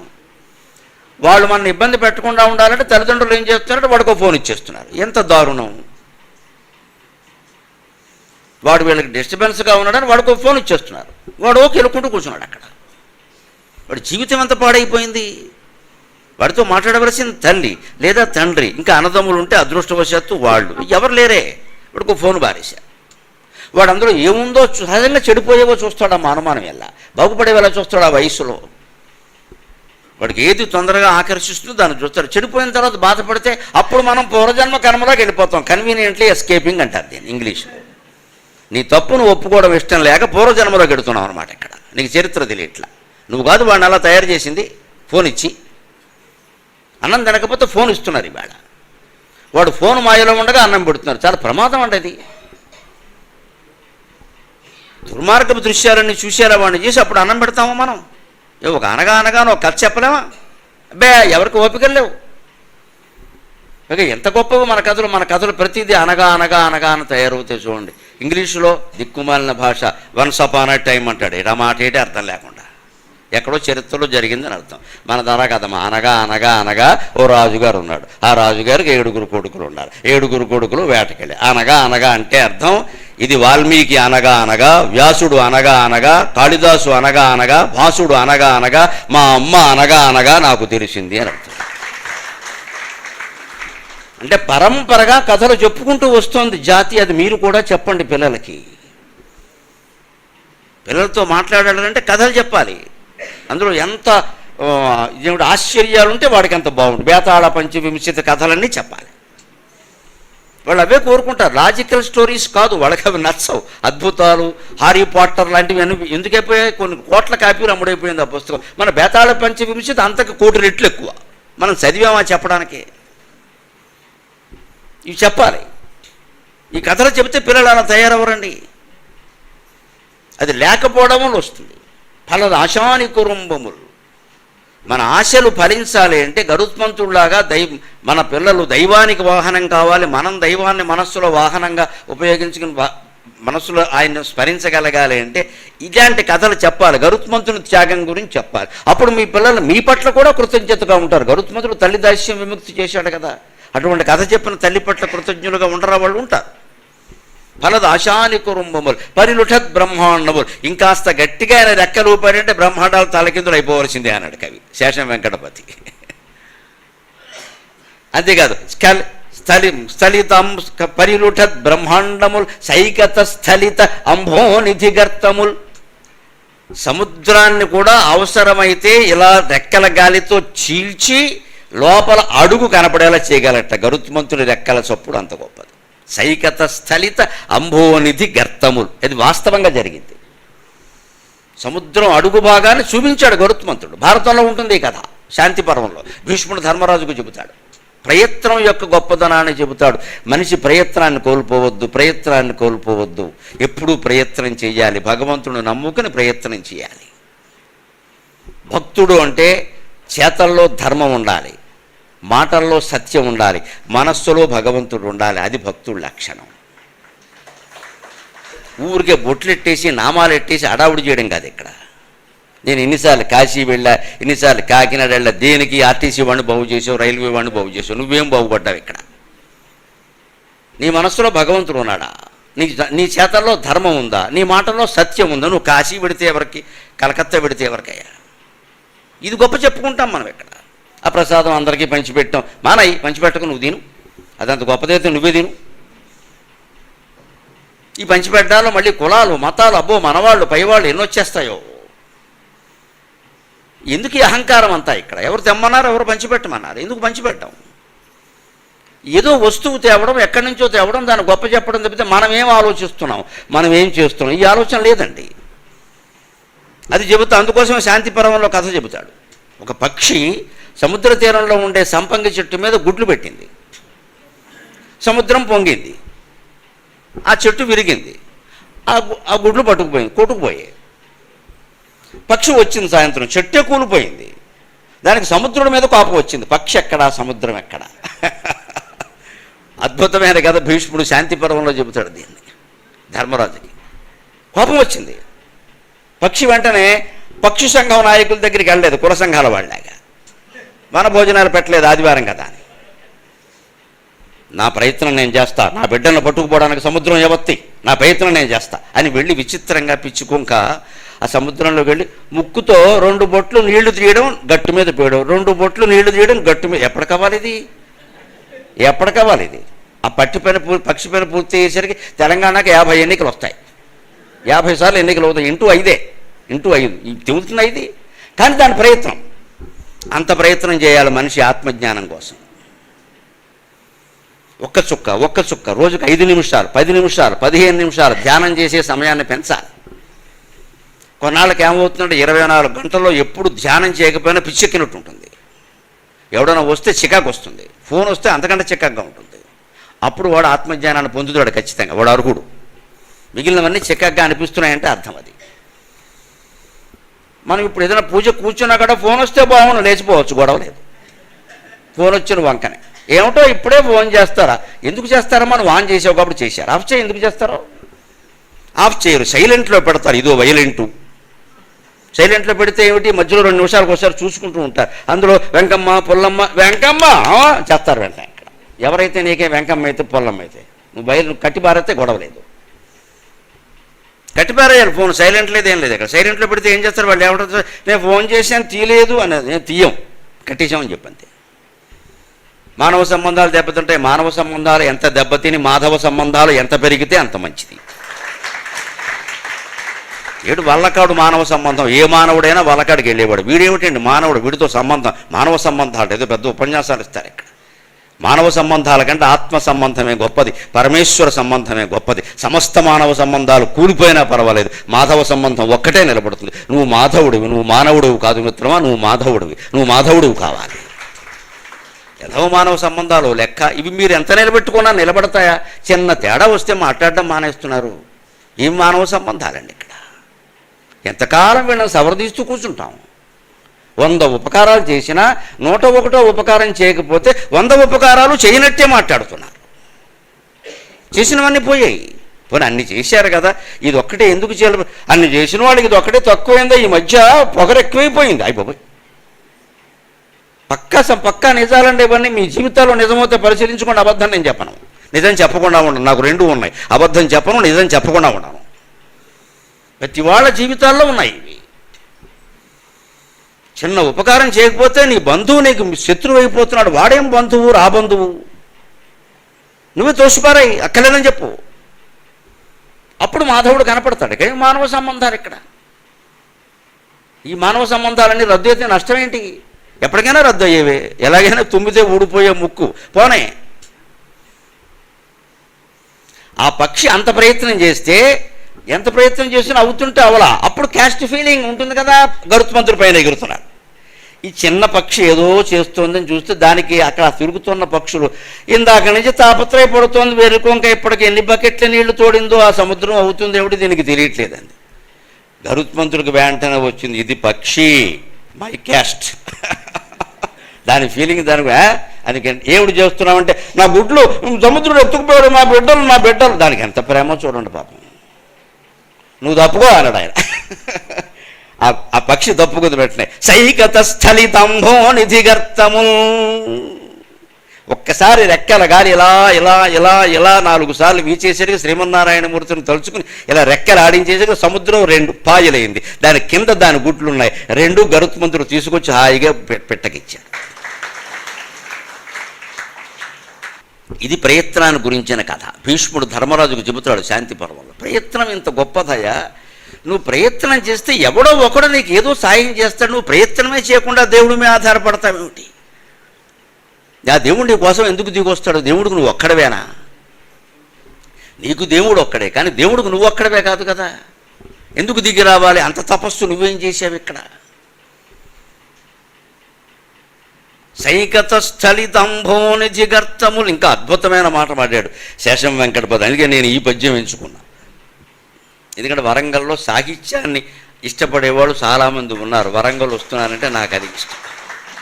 ఇక్కడ కేవలం భక్తి ఆధ్యాత్మికత కాదు, సాహిత్యపరంగా మంచి కవిత్వం చెబితే అమ్మయ్య ఈ పూటకి జాలే అని రాత్రి అన్నం మానేసేవాళ్ళు కొంతమంది ఉన్నారు. సైకత స్థలితంభో నిధి గర్తములు ఘమ ఘమ త్రయ్యంత గ్రంథములు. ఆయన రెక్కలు ఇలా బడబడ చప్పుడు చేస్తుంటే ఆ ధ్వనులు ఎలా వినపడతాయంటే రెక్కల చప్పుడులా ఉండవుట. సయేవాత్మా బ్రహ్మ విజ్ఞానమయ మనోమయ ప్రాణమయ చక్షుర్మయ శ్రోత్రమయ పృథివీమయ ఆపోమయ వాయుమయ ఆకాశమయ తేజోమయో అతేజోమయ కామమయో అకామమయ క్రోధమయో అక్రోధమయ ధర్మమయో అధర్మమయ సర్వమయ తద్యదేతతు ఇదమ్మయో అదోమయ తద్యథాకారీ యథాచారీ తథా భవతి సాధుకారీ సాధుర్భవతి పాపకారీ పాపో భవతి ఇత్యుపనిషతు అని ఉపనిషద్ వాక్యాలు వినపడుతున్నాయట ఆ రెక్కల చప్పుల్లోంచి. ఘమ ఘమ త్రయ్యంత గ్రంథములు. త్రయ్యంతములు అంటే వేదాంత, త్రయ్యి అంటే వేద విద్య. అందుకని త్రయ్యంతములు అంటే వేదాంత వాక్యాలు వినపడుతున్నాయట. అంటే ఆయనది భౌతిక శక్తి మాత్రమే కాదు, ఆధ్యాత్మిక శక్తి కూడా. అందుకని గరుడ పురాణాన్ని విష్ణుమూర్తి గరుత్మంతుడికి చెప్పాడు ప్రత్యేకంగా. ఆయనకి అర్హత ఉంది వినడానికి. ఆయన రెక్కల చప్పుల్లో ఉపనిషద్ వాక్యాలు వినపడుతున్నాయి. వాడు అర్థం గ్రహించడం కూడా కష్టం. నాంతః ప్రజ్ఞం న బహిఃప్రజ్ఞం నో భయతుః ప్రజ్ఞం న ప్రజ్ఞానఘనం న ప్రజ్ఞం నా ప్రజ్ఞం అదృశ్యం అవ్యవహార్యం అగ్రాహ్యం అలక్షణం అచింత్యం అవ్యపదేశ్యం ఏకాత్మ ప్రత్యయసారం ఏకాత్మ ప్రత్యయసారం ప్రపంచోపశమం శాంతం శివం అద్వైతం చతుర్థం మన్యంతే సాత్మా స విజ్ఞేయః ఇత్యుపనిషతు. ఇటువంటి ఉపనిషద్వాక్యాలు వినపడుతున్నాయి ఆయన రెక్కల చప్పుళ్ళు. అంటే గుళ్ళోకి వెళ్ళి గరుత్మంతుడికి దండం పెట్టుకుంటామంటే ఇంటికి వెళ్ళి ఉపనిషత్తులు చదవాలి. ఈ బొట్టు ఇక్కడ పెట్టేసి ఆ బొట్టు ఇక్కడ పెట్టుకుని ఇంటికి వెళ్ళడం కాదు. ఇక్కడ మళ్ళీ ఇటు తిరిగామా అటు తిరిగి ఎటు తిరిగినా ఒకటే, కళ్ళు తిరుగుతాయి, అంతకంటే ఏం లేదు. ఇక్కడ ధ్వజస్తంభాన్ని ముట్టుకున్నావు, అసలు ముట్టుకోకూడదండి. ధ్వజస్తంభాన్ని ఎందుకు ముట్టుకోమని చెబుతున్నారో నాకు అర్థం కావట్లేదు. ముట్టుకోకూడదండి, దాన్ని ముట్టుకుందుకు మనమే ఉండమండి. అదొక సంకేతం, మన శరీరంలో ఉండే వెన్నెముక. అందుకే ధ్వజస్తంభం ఏకాండి కొయ్య వాడతారు. వెన్నెముక కూడా ఒక్కటే, మధ్యలో అతుకులు చితుకులు ఉంటే విరిగిపోతుంది. అది వెన్నెముక కింది నుంచి ఇక్కడ వరకు ఉంటుంది. హృదయంలో భగవంతుడు ఉంటాడు. అంటే భగవంతుని స్థానం కంటే పైకి ఉంటుంది. అందుకే గుళ్ళో ధ్వజస్తంభం కూడా గర్భగుడిలో ఉండే దేవుడి కంటే ఎత్తుగా ఉంటుంది. ఇది మన దేవాలయ వ్యవస్థ. ఎక్కడి నుంచి ఎక్కడికి వెడుతున్నాం మనం నేర్చుకోవద్దా దేవాలయాన్ని చూసి? దాన్ని ముట్టేసుకుని పామేస్తే ఏమైంది? బంగారం పోయి రాగి బయటపడింది. మొత్తం వెళ్ళిన వాళ్ళందరూ ముట్టేసుకోవడమే. పామే పైగా 3 సార్లు, అదో లెక్క మనకి ఇక్కడ కొబ్బరికాయ కొట్టినట్టే. వీళ్ళందరూ పామేసేసరికి మొత్తం తిరుపతి గుడిలో సహా బంగారం పోయి రాగి బయటపడుతుంది. ధ్వజస్తంభాన్ని దూరం నుంచే చూసి దండం పెట్టుకోవాలి, ముట్టుకోవాల్సిన పనే లేదు. దానివల్ల మనకి ఏమీ రాదు, అది చెడిపోవడం తప్ప. ప్రతిదీ ముట్టేసుకోవాలి మనకి. అసలు మీ గర్భగుడి వెనకాల చూడండి ఎంత ఖరాబుగా ఉంటుందో. ఎందుకంటే అక్కడ పామేస్తారు మొత్తం. అక్కడ ముట్టుకుంటే ఏదో ఏమొస్తుందమ్మా, నీకేమీ రాకపోగా దేవుడు పాడయ్యాడు. అసలు దూరం నుంచి ఉండి దండం పెట్టుకుని వెళ్ళిపోవాలండి. మనుషుల్ని గుళ్ళని అందరినీ ముట్టుకోవాలా మనం? ముట్టుకుంటే కానీ ఏది రాదా? అందుకే మన భారతీయ సంప్రదాయంలో కరచాలనం తప్పండి, చేతులు కలపడానికి వీల్లేదు. 2 చేతులు ఎత్తి నమస్కారం అంతే. మన కరోనా సమయంలో రుజువైపోయింది ప్రపంచం అంతా. భారతీయ ఆచారాన్ని ప్రపంచం అంతా పాటిస్తుంది. ఇవాళ ఎప్పుడు కనిపెట్టారు? లక్షల ఏళ్ల క్రితం కనిపెట్టారు. ఇవాళ రోడ్డు మీద చిన్నపిల్లాడు కూడా నన్ను చూడగానే చేయి చేపేస్తాడు. ఇక్కడ వాడికి నేను బాయ్ ఫ్రెండ్ అనా గర్ల్ ఫ్రెండ్ అనా? వాడేవాడండి నన్ను చూసి చేయి చేపడం చేపేస్తాడు. అలా అలవాటు పడిపోయాడు. అలవాటు చేయాలి పిల్లలకి. చేయి చేపకూడదు, దండం పెట్టో, చిన్నప్పుడే అలవాటు చేయాలి. ఇది ఘమఘమ త్రయ్యంత గ్రంథములు అంటే ఆ ఘమఘమ శబ్దంలో త్రయ్యంత గ్రంథాలు వేదాంత వాక్యాలు వినపడుతున్నాయి. అటువంటి పులుగుండ్రాయని రెక్క మొక్క గము నికురంబుల్ పాపు పాపం గముల్. ఆ పక్షిరాజు అయినటువంటి గరుత్మంతుని యొక్క రెక్కల చలనాలు మనందరి పాపాలు పోగొట్టునుగాక అని వెంకటపతి ప్రార్థన చేస్తున్నారు.